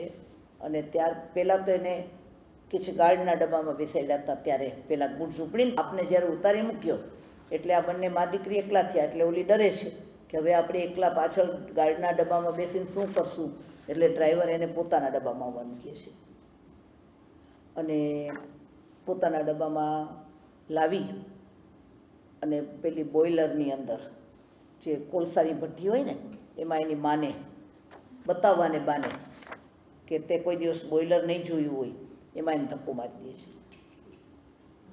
ભડભડતી આગમાં માં શેકાઈ જાય છે, અને પેલી બાળકી ઉપર બળાત્કાર કરીને એક પણ પુરાવો ન રહે એટલા માટે છોકરીને પણ બોઇલરની આગમાં નાખી દે છે. આ શું કહેવાય? આપણને કહે છે પરુષતા, નિષ્ઠુરતા. પછી તો એના કર્મ એવા હતા. આ સાચી બનેલી ઘટના છે કે પેલાની બેગ આવી ગઈ છે, ઓના તો અવશેષો પણ નથી ગયા, ભઠ્ઠીમાં નાખી દીધા છે. અને પછી આગળ ટ્રેન ઉપર એક તપાસ આવે છે, સર્ચ કરતા હતા ને, થોડી ઘણી વ્યવસ્થા કાયદાની હોય. એમાં બરાબર આની પાસે એક બેગ નીકળે છે. એટલે એ બેગ ખોલે છે, તેની અંદરથી પૈસા ઘરેણા નીકળે છે, એટલે એની રિમાન્ડ લઈને એને પૂછે છે ત્યારે એને કહેવું પડે છે કે આવી રીતે મેં આની હત્યા કરી છે, એટલે આ અંદરથી એના બોન ને બધું નીકળે છે. પણ આ કેવી ક્રૂરતા હતી તમે વિચારો, આ નિષ્ઠુરતા કહેવાય, પરુષતા કહેવાય. એટલે આવા ક્રૂર પરિણામો જીવે જ્યારે એક વખત ક્રૂરતાને નજરઅંદાજ કરી, ઇગ્નોર કરી, તેની ધારા આટલી લંબાઈ જાય અને આપણને આવો વધ કરતાં પણ રોકી ન શકે. ભયનું ધ્યાન આપણે જાણીએ છીએ. રૂપ, આસક્તિ, આત્મપ્રશંસા, મનમાં ને મનમાં પોતાના ગુણ ગાયા કરે. મારા જેવું કોઈને ન આવડે. એમાં પાછી અનુમોદના કોની? પાપના કાર્યોની. અને હસબન્ડ પણ પાછા કે મારી વાઈફ જેવું આ શાક તો કોઈ ન બનાવે. એટલે ત્યાં પાછી એની પ્રેરણા ચાલુ થઈ જાય. એટલે આત્મપ્રશંસા આત્મહત્યા બરાબર છે એવું આપણા વડીલો કહેતા, કારણ કે એમાં આત્મહત્યા જ થઈ જાય છે. અને પરનિંદા, પરગરહા, પરિગ્રહ, પરપરિવાદ, પરદૂષણ, પછી આરંભ, તરંભ, પાપ, અધિકરણ. અધિકરણ જાણો છો? હિંસાનું સાધન. અસમાધિ મરણ. આના આપણે પૂર્વે એટલા અનંત સમાધિ મરણ કર્યા છે કે વર્તમાનમાં પણ આપણને અસમાધિ જ ટકે છે એનું ધ્યાન છે. કર્મોદય પ્રત્યય એટલે જે ઉદય થાય, જે પ્રકારનો ઉદય હોય એના કારણે એ ઉદયને આપણે એવું મારા ઉપર વીત્યું હતું, અમારા ઉપર એવું વીત્યું હતું, અમે આવ્યા ત્યારે તો શું મંદાબેન, નણંદો રાજ કરે, સાસુ રાજ કરે, અમારું કાંઈ ચાલે નહીં. પણ હવે તો તમે બધા તો એ બધું ભૂલી ગયા છો, નહીં તો એનું ધ્યાન પણ ચાલ્યા કરે. કર્મોદય પ્રત્યે કહેવાય. જે કર્મના ઉદય આવ્યા એ ભૂલી જા, કર્મ ખપી ગયું, પણ તે હજી કર્મને એટલું લંબાવી દીધું કે ઓરિજિનલ કર્મ ખપી ગયું, પણ હજી તારા ભાવ જગતમાં એ કર્મબંધન આગળ વધે છે. અને રુધિગારવ, રસગારવ, સાતાગારવ એ આપ સબ ત્રણે ત્રણ શબ્દ. અવિરહ એટલે કન્ટિન્યુટી, અવિરહ એટલે કન્ટિન્યુટી. આપણે એનો વિરહ જ નથી થવા દેતા દુર્ધ્યાનનો, એ કન્ટિન્યુઅસ ચાલ્યા કરે છે. અને અતિમુક્ત શબ્દ મેં જ્યાં ભૂલમાં છપાયો છે ને ત્યાં અમુક્તિ મરણ છે. અતિમુક્તિ નહીં પણ અમુક્તિ મરણ છે. એટલે અમુક્તિ મરણ આપણું જેમાં મુક્ત ન થાય એવા ભાવથી જે આપણા મનની અંદર ધારા ચાલે છે, આવા બધા દુર્ધ્યાનો મારા ને તમારા આત્માએ અનંત કાળથી અનંત વખત સેવ્યા છે. હવે આ ભાવની અંદર આ એક એક દુર્ધ્યાન ઉપર આપણે ચોક્કસપણે જાગૃત રહીને કામ કરવાનું છે.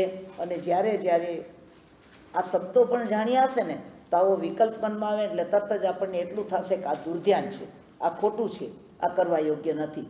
વારંવાર સ્વાધ્યાય કરવાથી એના મૂળિયા હચમચે છે. શું થાય છે?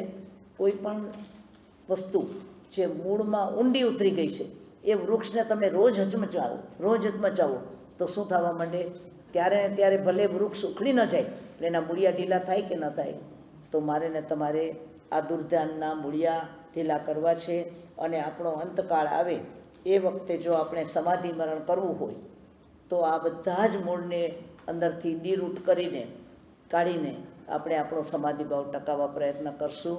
આ મેં તો માત્ર પહેલી વખત આ વિષય સ્પર્શ્યો છે અને સમયની મર્યાદામાં આપણે આના ગહન રહસ્યો છે. અને નરવાહન સુરીશ્વરજી મહારાજાએ આના ઉપર વ્યાખ્યાનો રચ્યા છે. એટલે જો એ પુસ્તક કોઈને મળે તો આપણને એમાંથી વધારે જાણવા મળી શકે. એટલે આપણે અને આઉર પયનના નામનું આખું પ્રાકરણિક ગ્રંથ, જેને આપણે ડેરાવાસીમાં એને આગમ પણ કહેવામાં આવે છે અને સ્થાનકવાસીમાં એને ગ્રંથ કહેવામાં આવે છે, પણ આઉર પયનના છે એટલે એ તો અવશ્ય આપણને મળી શકે.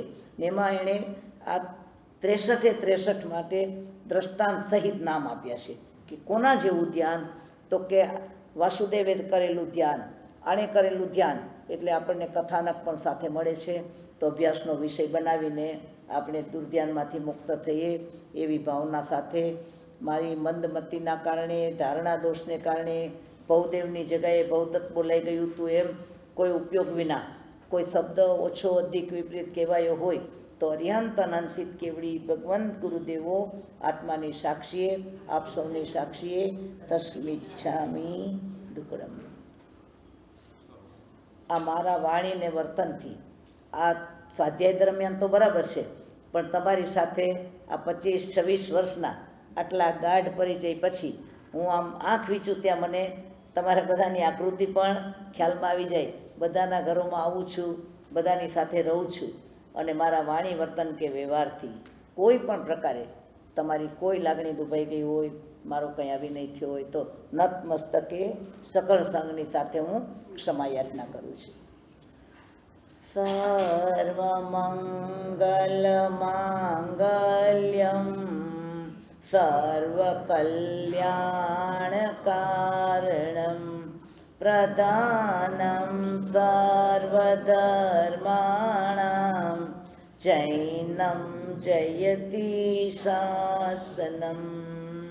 બોલો ભગવાન મહાવીર સ્વામી કી, પાર્શ્વનાથ ભગવાન કી, જૈન શાસન દેવ કી, સદગુરુ દેવ કી.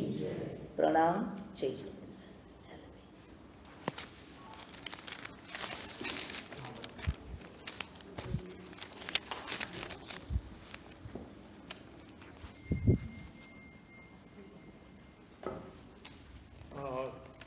થોડી વાર બેસજો જરા.